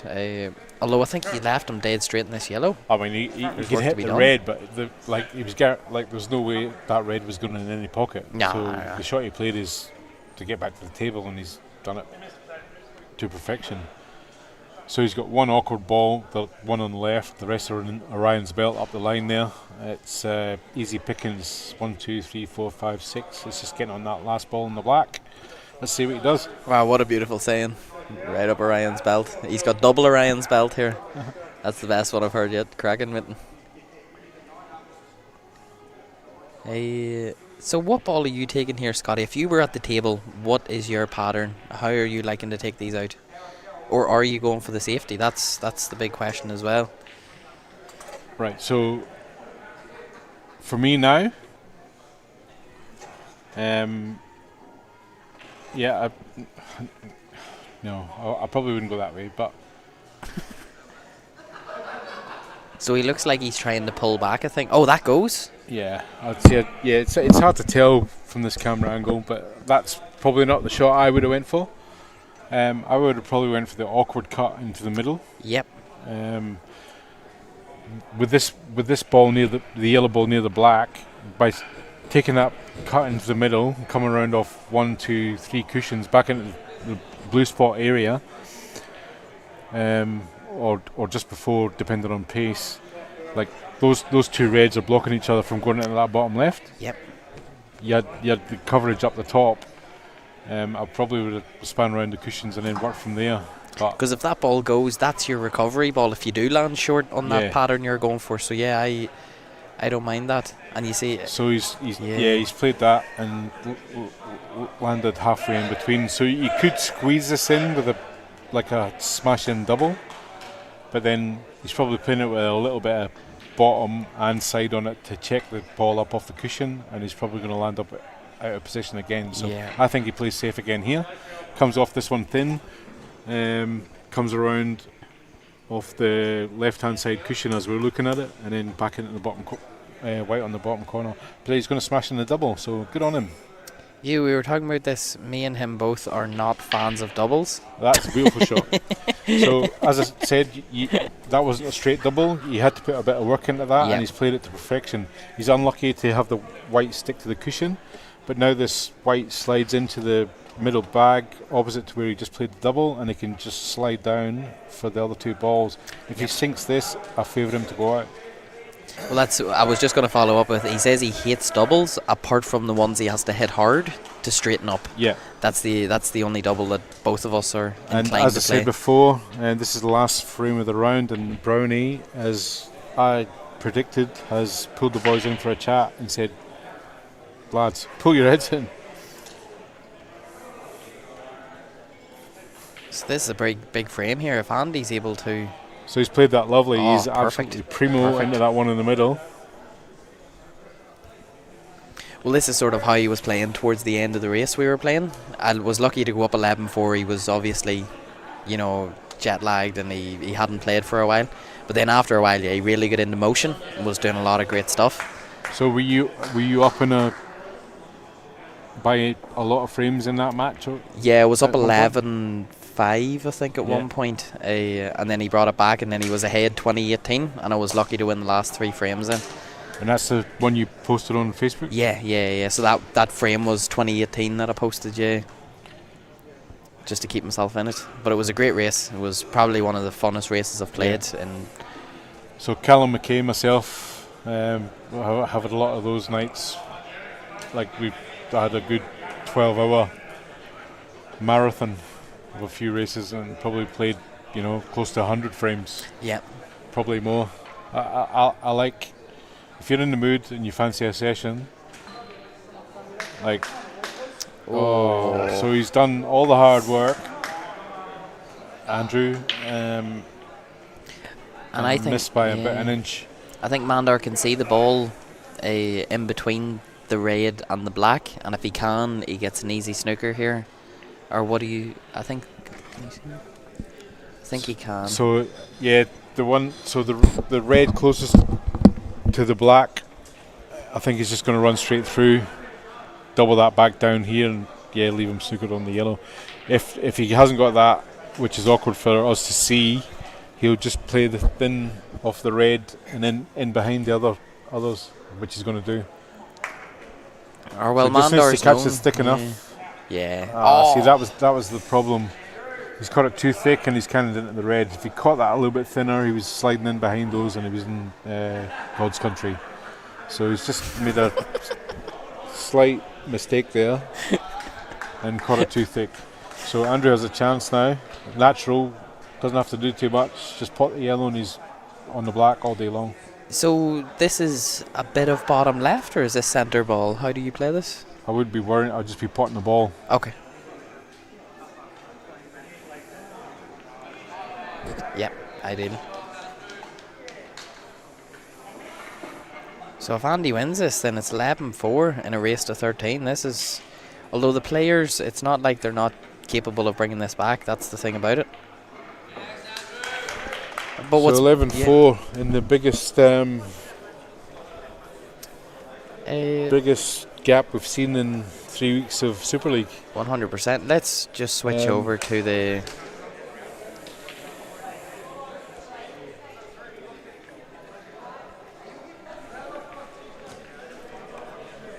Johnny Barclay's got a big smile on his dial. He's going, oh, I've captained this, brilliant.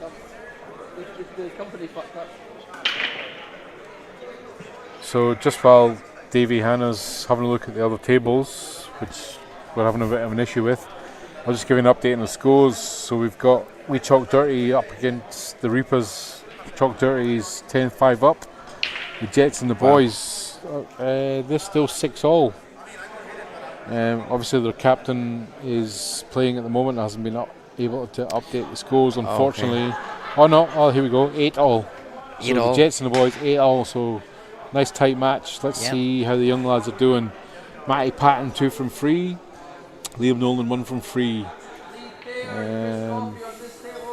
Chris Herbert 3 from 4 is doing alright. Yeah, that's our mate. That's our mate. Alex Yoxall 2 from 3, so yeah, tight match there. Let's see the outcomes of that later on.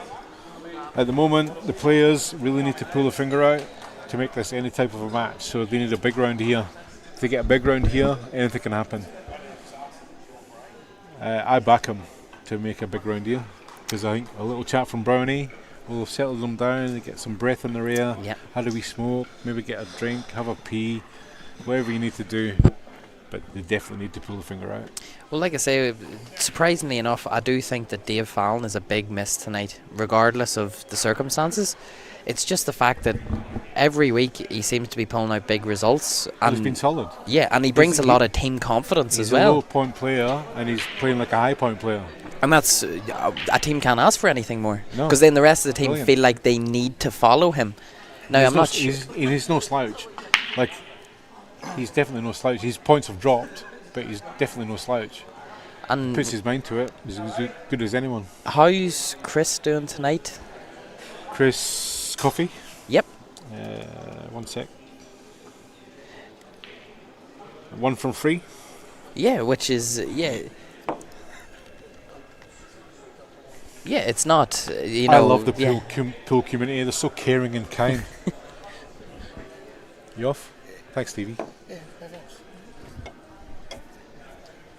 Got one round in front and not one, maybe. Message me. Yeah. So my wee mate Stevie's just dropped off a couple of things for me. He owns a couple of horses. He's given me a couple of tips. I won't share them here because we don't promote gambling or any bad habits like that. You should have been. You should have been with us last week or the week before. We're pro players. We don't do anything like that. Kirk Bartlett saying, "Good commentary, lads. Loving the radio voice, Scotty." Who's that? Craig Bartlett. Oh, Kitty Bartlett. Oh, that's my girlfriend. Sorry. I love you, my baby. How are you, darling? He's had a few Guinnesses in him. He's good to go.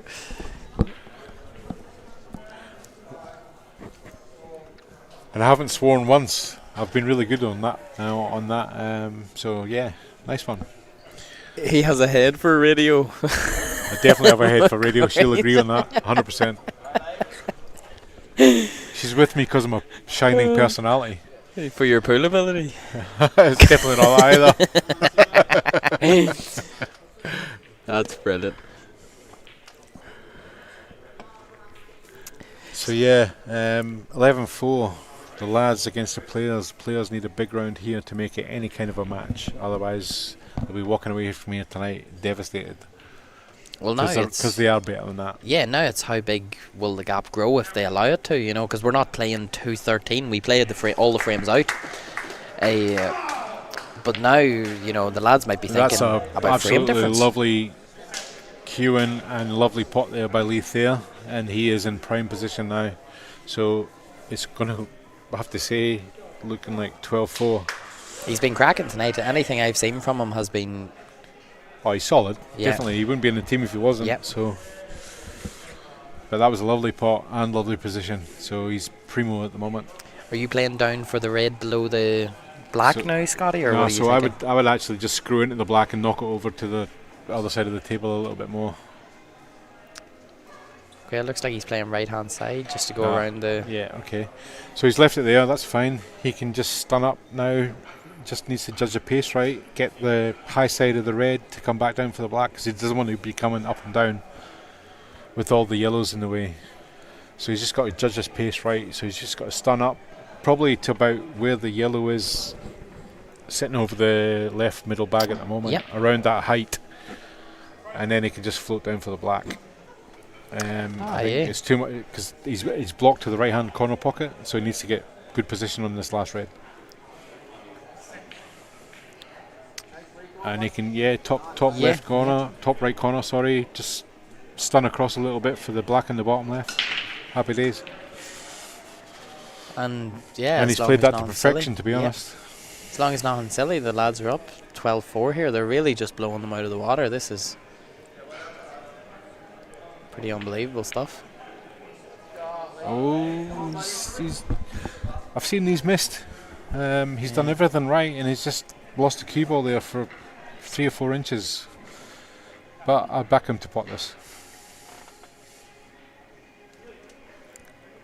Yeah, you just sort of top through, don't you? Just make sure you don't go in off. Or you just play centre ball, just play whatever feels natural. You just don't put it out. So that's a lovely finish. Lost the cue ball in a little bit by a few 4 inches, but he's potted that lovely. And Johnny Nolan has just come to say hello. Good to see his son Liam, 15-year-old, absolutely killing it in the world of pool. Let's hope he has a good season in Super League.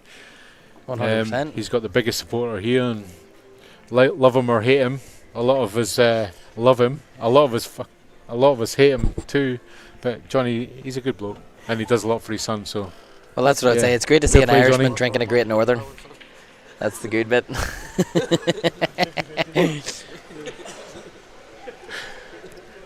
I held back there, fellas, guys. I really wanted to slap him and swear, but I held back. So, good work. I'm going for the toilet again. So thanks.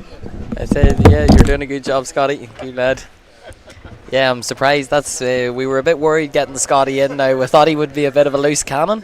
But yeah, he's actually been one of the more professional commentators we had. It's a big surprise now. It's a big surprise, I must say.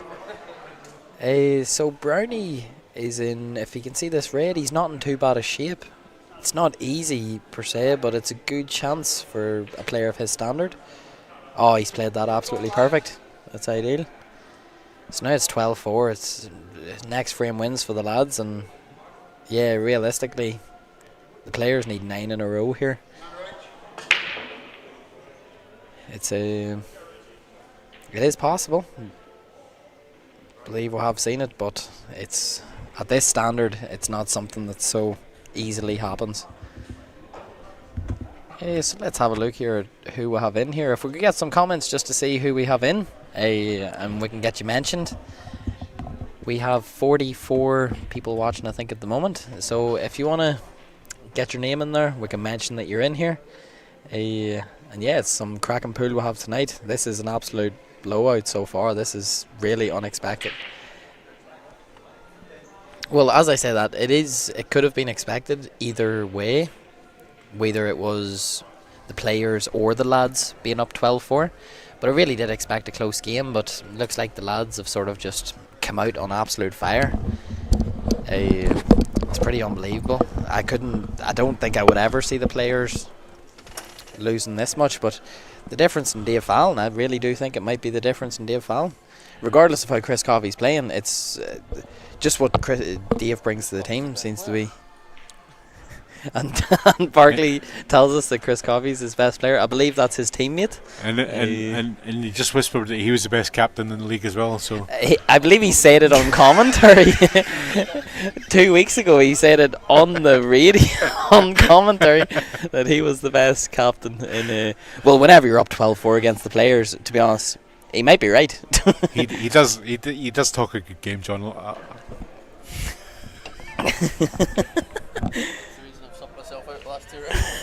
Oh yeah.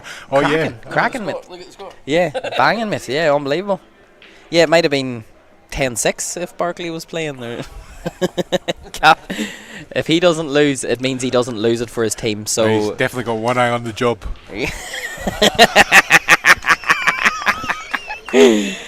That is outrageous. So, so who won that frame there? I was Sorry, we're just laughing amongst ourselves here. I didn't have my eye on the pool. Simo won it, so that's game over. Yeah, 13-5. That's. But now it's So just it's about pride getting now. it. Yeah, now it's about getting it. But So- for the lads, it's about frame difference now. That's Yeah. what they're working towards, and So also the- a statement. So the lads have won 13-5. In the biggest gap we've seen this season. Kieran said that Brownie won. Hey? Kieran McCrory says that Brownie won. I guess we'll find out now. And We'll find out once the scores update. Either way, it's a comeback and a half if we've ever seen one. So let's see what happens. but any team with Ben Foster on it, you know, you're not surprised whenever they're beating teams 13-5. You know, and I know that the players are a lot better than this. And this game should have been a lot well, closer. that's it. And I'm sure the next time they play each other, it will be. It's just a hard game for Chris to come in because this is obviously Chris's first week. Yep. We don't know how much notice he's been given. It's not like he's playing bad. He's won frames. That's not what I mean in terms of his play. But it's just team morale at the moment is massive, right? Seeing these early days of Super League, whatever team has more team morale and more grit among the teammates will make the difference. So So Clint's had a bad night. Hasn't won any. Mandar hasn't won any, and Paul Kane hasn't won any. So Chris has got 1 from 4. Nathan's got 2 from 3. Alan's got 2 from 4. The boys and the lads. Andrew 3 from 3. Yep, Brilliant. That's Leith Air cracking to 3 see. from 3. Steve Saxon 2 from 3. Just steady Eddie. well, Andy getting 3, that really, you know, it shows that the race we had has really fucking picked them up a notch there. I apologise for my mate's language there. I think one too many Jack and Cokes has got us over the line. He's a little bit sunburnt, sunstroke. I blame it on the sunstroke. Sorry, Blame folks. it on the sunstroke. He's no longer Casper. He's Mr. Pink. So we have Pinky, Reservoir Dogs. Here we go. have Pinky in the brain here. I was thinking Ren and Stimpy. Just don't whiz on electric fence. But regardless, this has been, it's good to see Andy. Yeah, so considering he came back, it's great to see how well he's playing now. That's, you know, it gives him a world of confidence. It also gives me a bit of a confidence as well, you know. Yeah. Well, he's done 3 out of 3 at Super League, and you've got him in the race to 21. So definitely.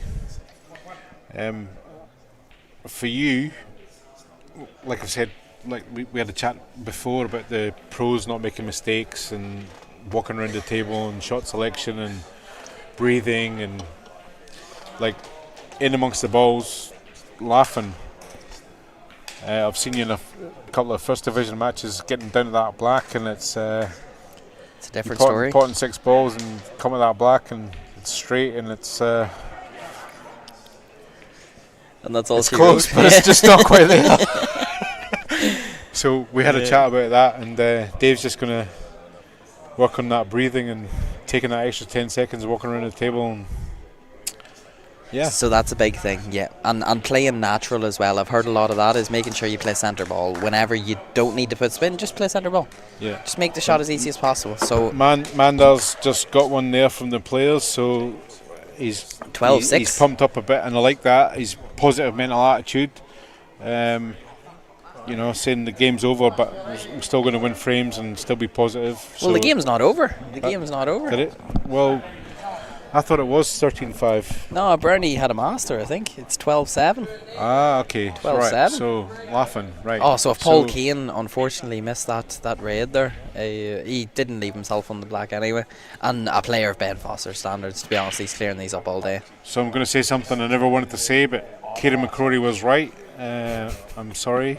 It hurts me to say, but thanks, Kieran. I'm glad you're keeping an eye on it. I hope the Craig are doing well down there. We've Dave Fallon in here as well. Dave Fallon's watching from home. What's stopping you from being here, Dave? Your team's really Missing you, mate. big time. Where's the 5 out of 5 this week? Benny Foster looks to be going out here and putting another one on the board for the lads. Well, that's it. You would expect him to really. Paul missed that last raid up. It wasn't easy because he did have to hold for the black, but against a player like Ben, you can't really afford to be missing much, can you? Yeah, Ben just routine for him, regardless of how hard the pot is. I think he could definitely have a good run on Ultimate Pool. I would be interested to see it. A few of the boys have done the Pocket Series over in Melbourne and did really well. Like Nathan, Benny Foster, Luke Foster. Who else went over? Alan Brownie. They all did really well. And I think, like we don't have the cloth, but I think playing on these tables and then going over there on the 6x3s, the game becomes easier. Massively. Especially on the TV tables, because they are very forgiving, and these guys don't miss by much ever. And if you're going to, the pool players, professional pool players, and they did really well. Well, that's why we're saying about the cloth, and that's why we're always up in Broome for work, unfortunately. Well, Dave, I don't want to say you're the reason your team lost, but it's the only time I'll say your team ever lost because you weren't here. That's I don't believe I'll ever say your team lost because you were here. I find it hard to see. And your best pal, Johnny Barclay's saying that he's just made the best captaincy decision of his life by absolutely pumping the players and dropping himself 3 frames. He dropped himself the entire match, didn't yeah. So, I think he needs you here, Fallon, to make him shine. Because his pool didn't tonight and he dropped himself. So, good captaincy, Johnny. Cracking. Yeah. He was talking a big game the first week on commentary, and I tell you what, I'm starting to see it now.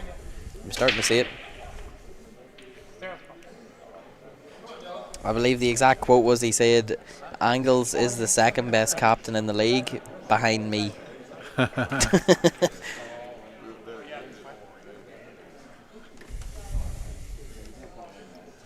So let's see here. So now it's 13-6, so it is game over. But now, for the players, it's about mentality, just sticking in there, get a few frames on the board. And for the lads, it's all about frame difference. If they can pump these boys, it's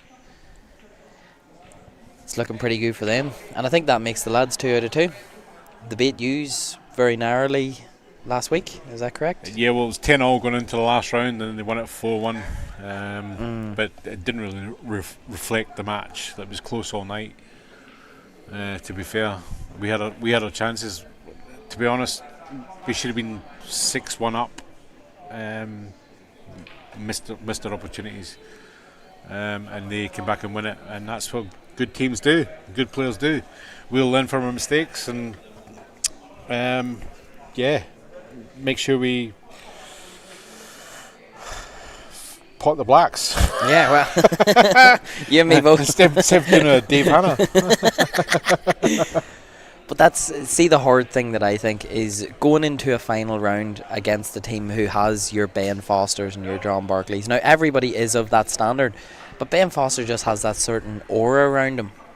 Do you feel that, or you just think that you can beat anyone? Not anymore. I used to. Yep. When I first started, I'd be like going, oh, well, not much hope I winning this frame here, but not now. Like after settling in and playing a couple of years and knowing what I can do, and if you get the break and you're at the table, obviously if you get the break and it's plumb and you don't sink a ball, then if you do get back to the table, you're happy because that's the standard we play at. But if I do sink a ball, I think I have every chance. Yep. So I don't have that fear anymore, whereas before I did. Because I know I can do it. Yeah. And you know you can do it. It's just that mentality, like settling in. And obviously with the change of the rules from world to international has definitely helped me. My points have gone pretty steady over the last couple of years. Whereas in world rules, it just didn't suit me, and it was annoying. Like all that tippy tappy crap. Yeah. Just like that's not for well, me. that's one thing that I've heard from a lot of players is they all complain about the point system and this and that. But you're a prime example. You know, as you've played over the years, you've figured it out, you've learned, and your points have steadily increased. So all these people complaining, realistically, it's just that.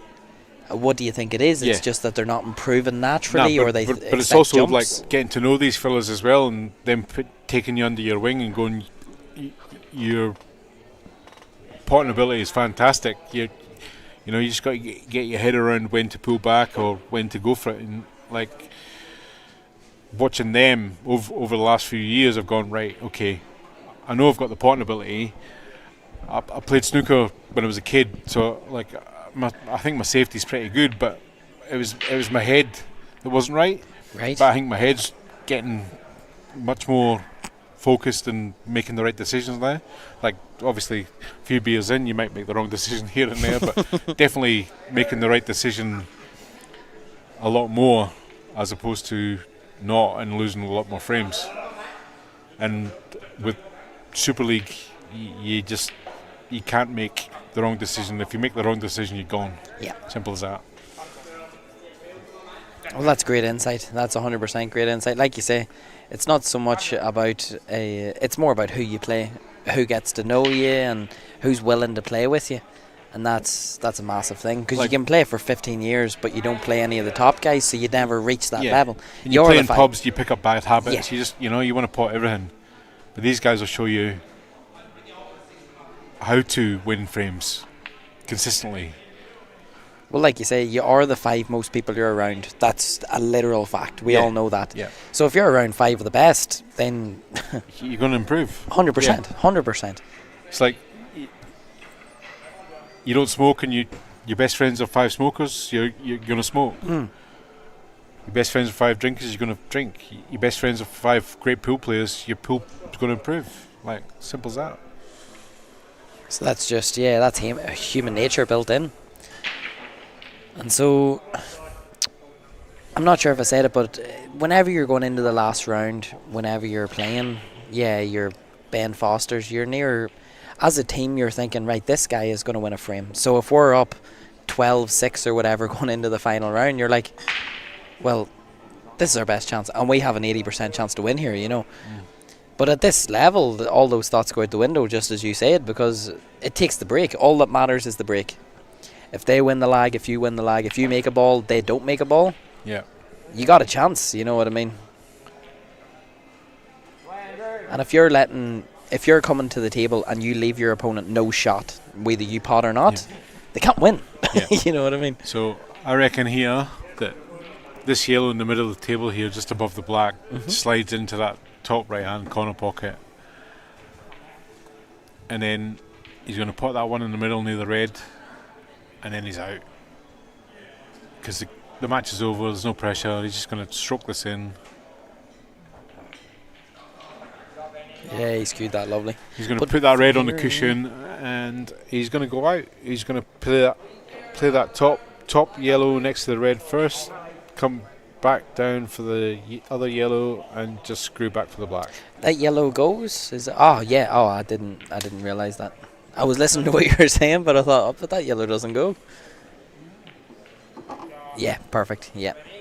Do you play the top yellow now, or do you play? Just back yourself, because then you float into a natural angle anyway. You're coming across the line. Is that right?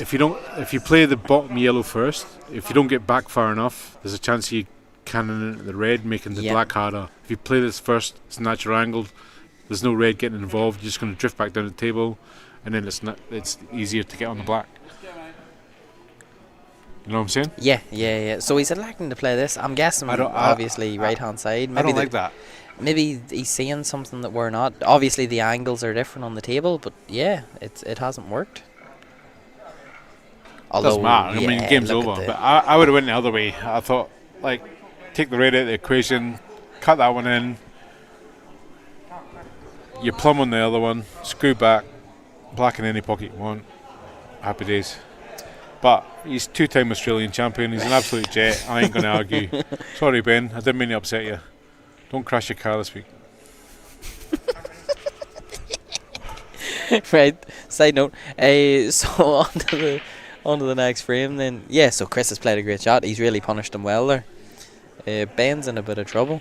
But all he really has to do is hit the yellow. Like, you hit that yellow closest to the top rail. Yeah.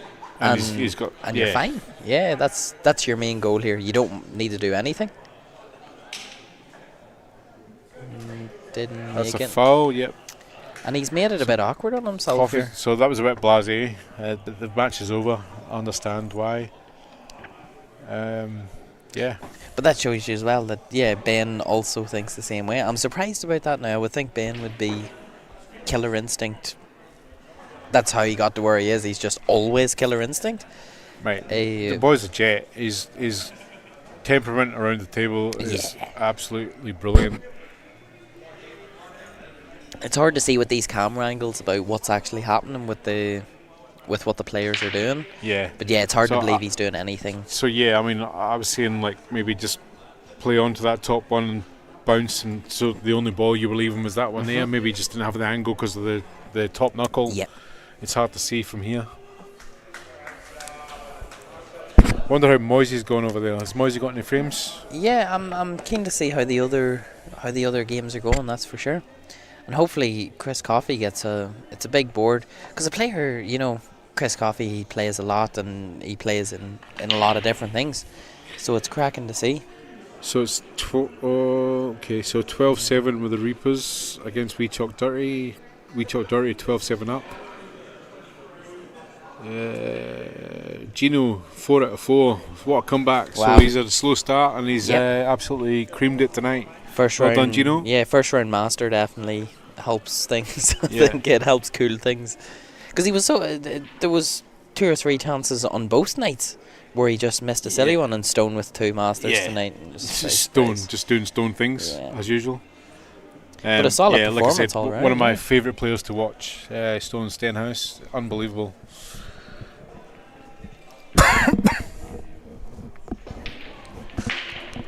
So Chris Coffey with a big shot here. Yeah, just give yourself a chance at it. Oh, it dropped. And one of my less favourite players to watch is Kieran McCrory. Just so we're up and about. Just so everybody knows. Aye. No you and your control, 6 mil tip. Oh, he's missed a big one there. What are you playing here? So if you're Ben Foster, what do you like here, Scotty? Ben's on yellows. He is indeed. So I just roll up to that top ball and leave him snookered. Put the he definitely has that. Replace the yellow with the white, and then get ball in hand, and then do your damage from there. Perfect. That's Do you just play centre ball, or do you play a wee touch left so it comes off the top rail? I would give it. Oh, hang on. Maybe he doesn't have what you think he has. Oh my god, what a shot. That is outrageous. Surely he hasn't worked that out. So like I said, just replace the yellow with the white. Just cannon Ben, everything. that's exactly why I would have done Oh that. my goodness. Nah. So I would have played the roll up. Yeah. Replace the yellow with the white, left him snookered, take the ball in hand, and then work from there. But what he's done there is put 2 balls over the pocket and snookered them. That is, I think that's a pretty good contender for shot of the week. So Coffey is going to come off one cushion and double it. Take the black off the other cushion and pot it in the bottom corner. Or play the look skill at that! shot. Oh my god! So Ben, what shot of the night? Ben is going to thin cut this now and make Chris cry. Thin cut it and come 3 reels and just drop perfectly on the black. It's so thin. There's no 3 reels in it. Oh, just so one. It's so thin. Yeah. So it'd be 2 reels. 2. So the bottom cushion might be a 3rd rail, but I think it's so thin. He might just Or do you think he'll elect to play the safety? No, it doesn't look like it. Yeah, 100%. Touch a bottom right. It's going to be 1, 2, 4 cushions maybe. Oh, he's enough. Oh. See, I wouldn't put any bottom right on that. I would have just let that roll. But he is a 2-time Australian champion, so I'm not going to argue. And Chris So gets well a done, big Chris. frame on That's the 2 board. frames he's got on the board tonight. A good fill-in. It's just hard to beat whenever you're. It's just hard your when the low lads point are on player fire. is- Yeah, 100%. They really came out the blocks and made the players get punished for the mistakes, and there was a few early and they capitalised, and So that if was the it's- difference. If it's a race to 13, does that mean it's a best of 25? Is that correct? Yeah, because everywhere else in the world, that's how they do maths. It took a minute. But basically, what I'm saying is, if they got out of the blocks as quick as they did, it doesn't matter the race. Because if they get to 13 before you get to 13, it doesn't matter if it's a best of 25 Yeah, because or what's it's a half race of to 25? 13. Or is it a best of 22? What is it? What's half of 25? 12.5. Yes, the 13. So first to 13, Yeah. yeah. You see, I did, we figured it out. We got there at the end. But that's what I'm saying. If you come out the gate faster than your opponent, you're obviously in a better So spot. my mate Dave here has just made himself look really daft on commentary. Yeah. So a race to 13 is best of 25. And he was just having a melt. I think he's had too much sun today, because judging by the pinkness of him, yeah, the guy needs to drink some water and get some hydrolytes in him. Yeah, I didn't But actually drink any water out in the job today. How about a Guinness? Want a Guinness? Yeah, no, yeah, Jackie and Coke sounds alright. I Anyway, think it's my round. I'll quickly run up. 2 seconds. can you get us one? Thanks, mate.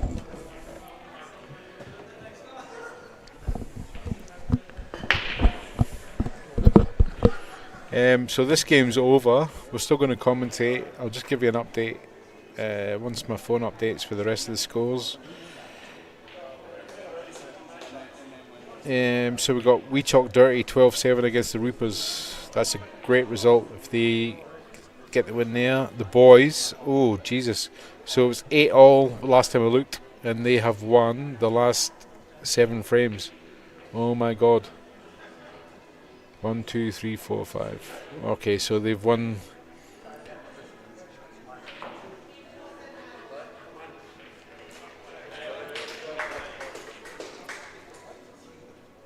Seven in the last 10. Yeah, right. Okay. So it was 8-all at one stage, and the boys have just sneaked to a 13-8 lead to win the match. Yeah, let's see how the young lad's done.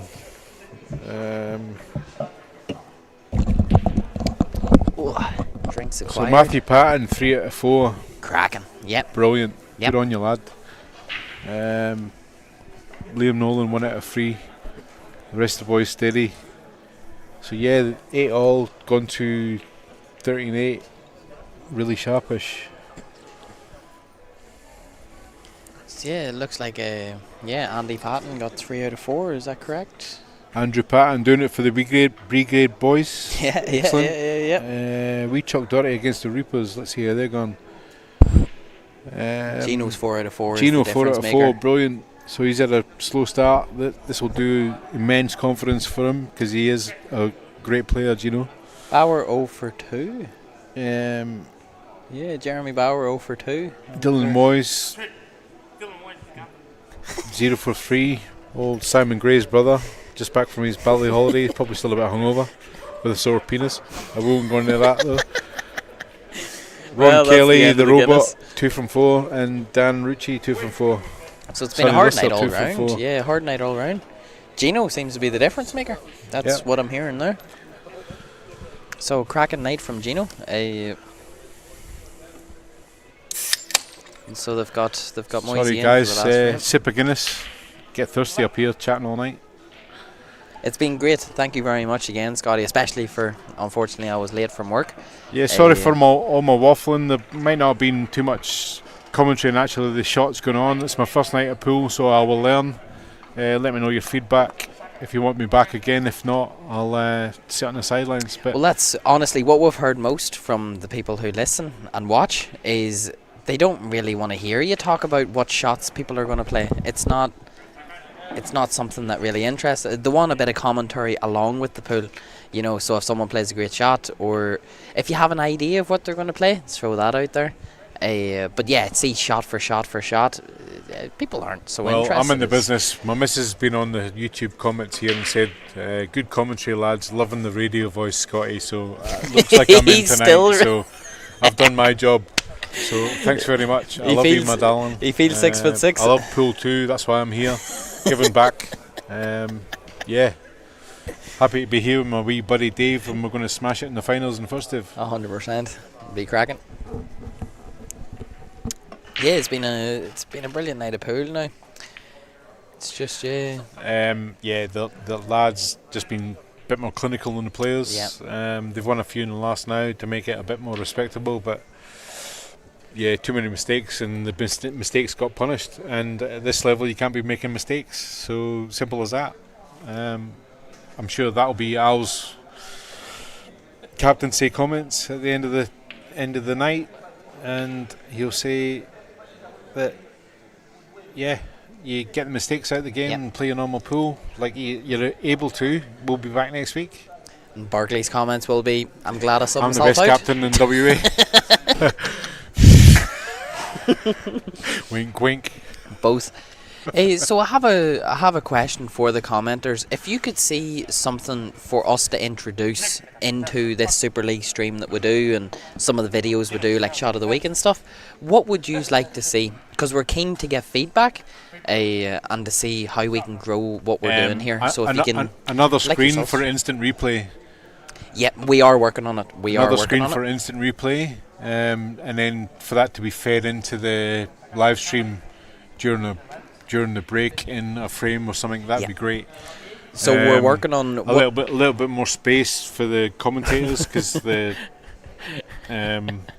leads on the headphones are a bit short, and we've only got the small screens. Maybe a wraparound screen.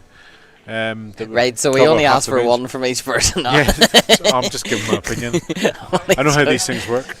But you don't ask, you don't get. So how we're working, we have a thing called a stream deck. What it does is it has all the buttons. That's how last week we were able to bring up the player names and things like that. Unfortunately, with subs, it doesn't make much sense to have it because the exact teams aren't there. But yeah, we're working on getting an instant replay button for these. The only issue is whenever we instant replay one table, it shows that one table across both screens, so you're losing one side of the match. So we're trying to figure that out. It is in the works though, 100%. So where I work, we have, like with the instant replay, like an alarm system, we have a dummy or a slave screen. So you can so that would involve 4 screens. I don't know if we're up to that yet with the ability, but if you have it set up with the double HDMIs, you can have the slave screen. You can basically drift to that. With the break and play, you can switch back to that. I don't know screens nowadays, you're talking about $150 with and a cable. You're talking about $160. So $350 would get you the whole setup. So that's currently where we slave are. Monitor, where we are, we're working on. Basically, realistically, all that has to happen for instant replays is we crop the screen to the whatever table it is, but there's just a bit of coding involved in getting that all set up. But yeah, it is in the works. Don't worry about that. We are definitely working on figuring that out. I think like the change in the last, like Sebastian has done a brilliant job. I think Machi as well. The decisions to reduce the points for Super League has made it a much more even competition for all involved. I think if it was reduced maybe slightly more, you might get more teams, or maybe one extra team, maybe 1 or 3 extra teams. Like people want to progress. I think Premier League's still good. It's lifts people from first division trying to get to there.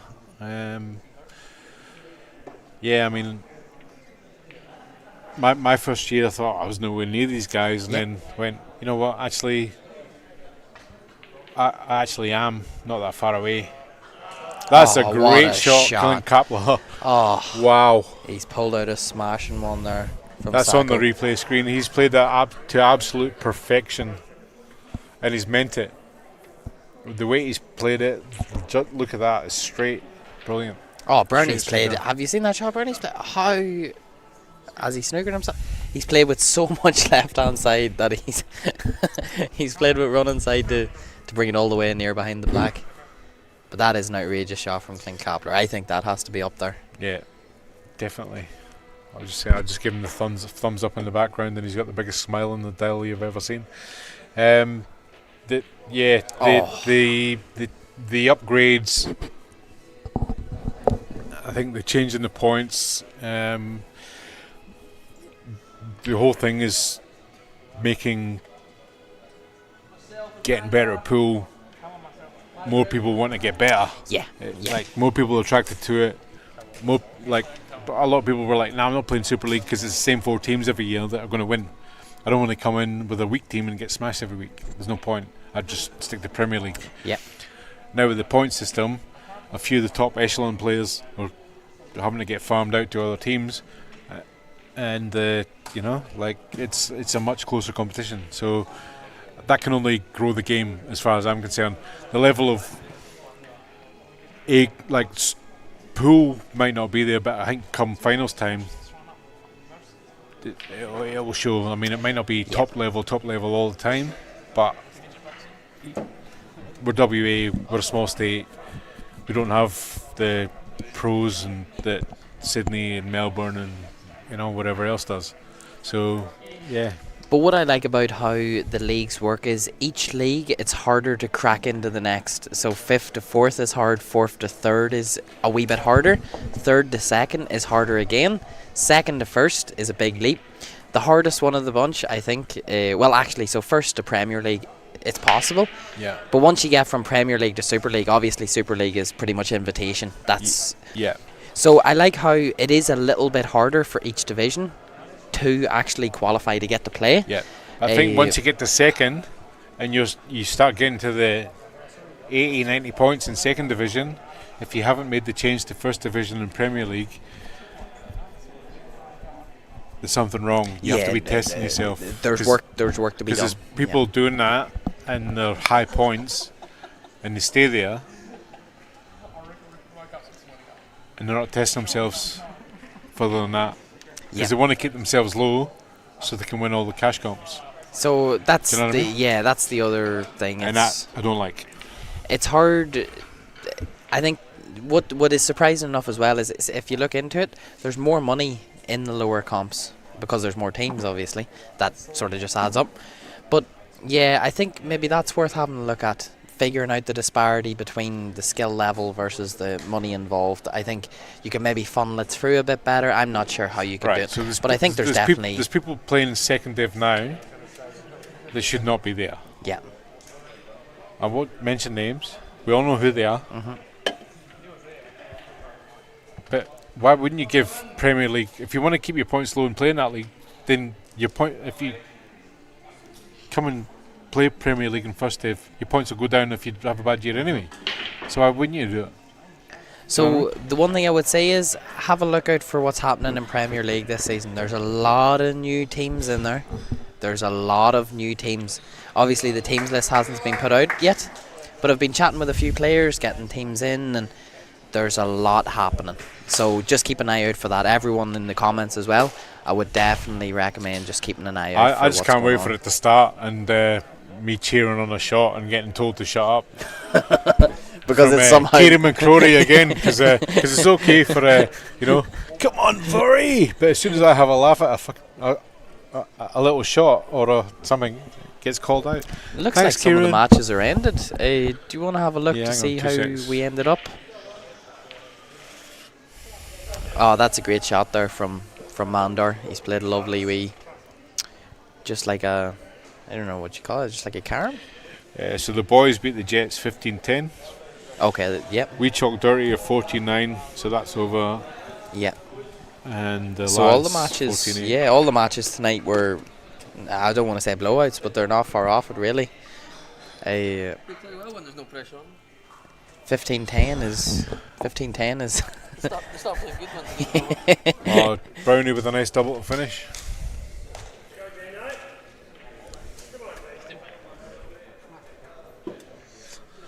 I back him 9.5 times out of 10 here. Get this. So for you, who is your player of the night that you've seen? Who would He's missed it. Oh, he's missed it. He's played that too soft. I would have just smashed that in, Brownie, but hey, that's why you're A grade and I'm B grade. That's why he's won every. My player of the night. Yep, among all of the matches, and then give me your player of the night among the stream tables. Well, for this match here, I'm going to say Andrew Patton, mate, because he was outstanding. What did he end up on? 4 out of 4. Wow. Yep.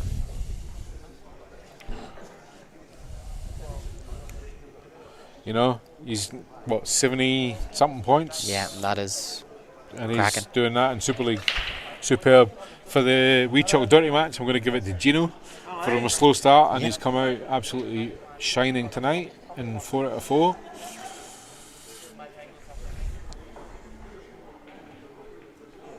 And then between the wee chalk the Jets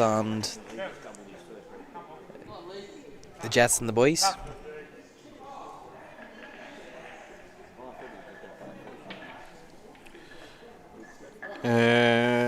Chris Herbie's got 4 out of 5 for the Jets. Cracking. And Matthew Patton 4 out of 5 for the boys. Yeah. So, sorry Herbie, Matthew Patton wins that one, mate.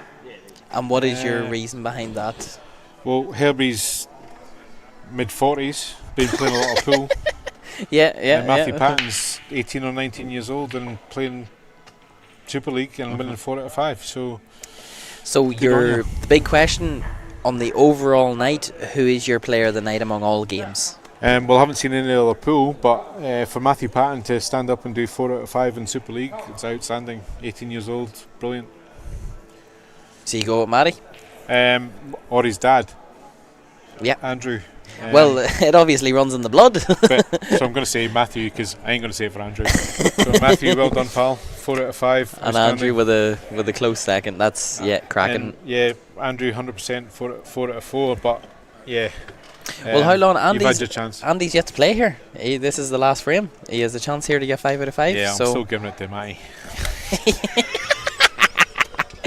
Well, you heard it here first, folks. Scotty's pick for the night of a player of the night goes to Matty Patton. Unfortunately, we're yet to get trophies for these sorts of things, but who's to say this all can't be in the works? So Matty Patton's just come back from Nationals. I think he lost in the final, the under-18s. Is that right? Right. I was looking through. So he's been a finalist. So that's fairly heartbreaking as well. If you know. So and then he's stepping up. I think he played Premier League, and it's his first season in Super League. He's 18 years old, coming on 19. Brilliant support from his old man.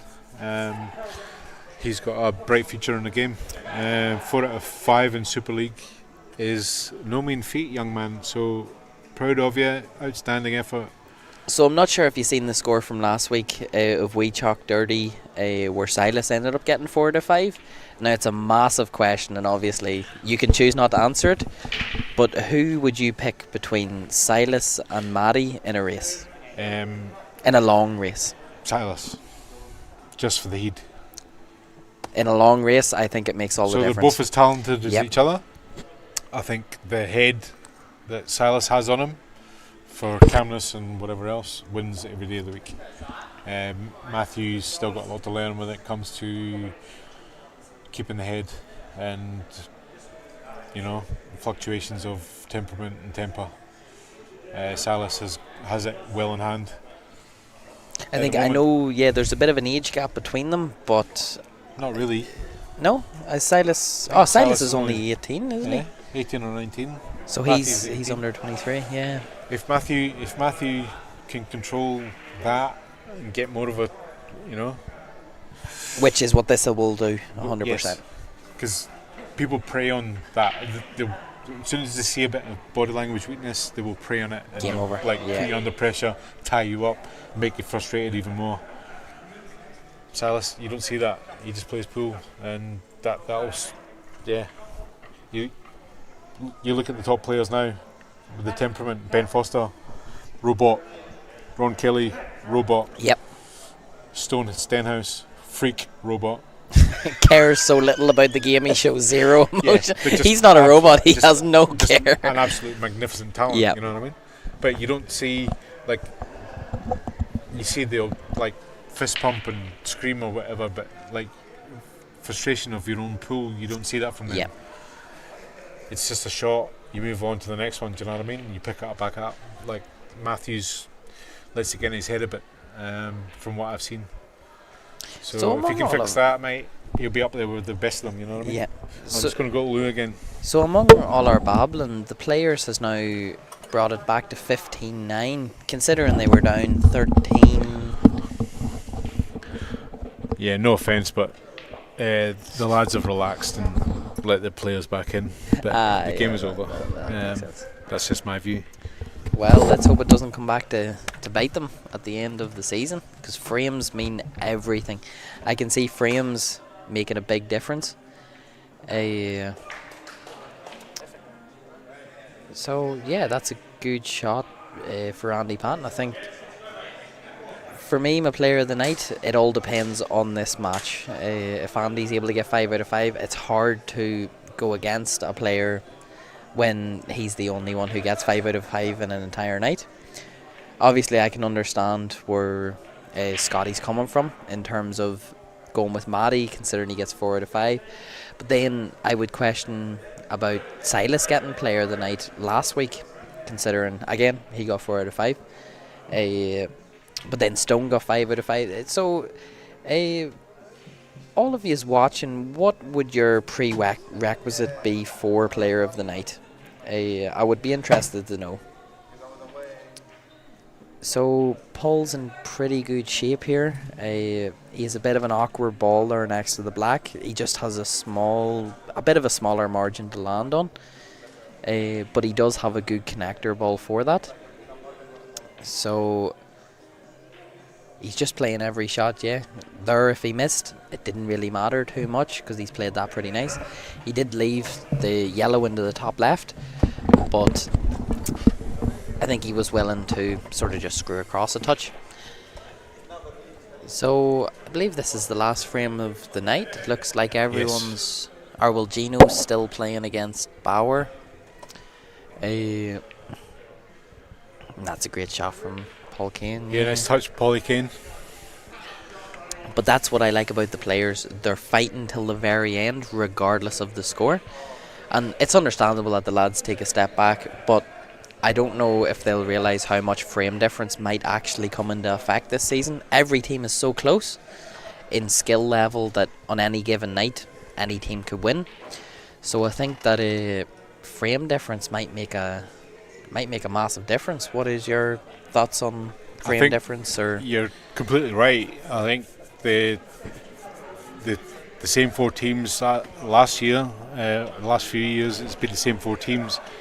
Now that the points have changed, it's going to be a much tighter competition, and everybody's got a chance.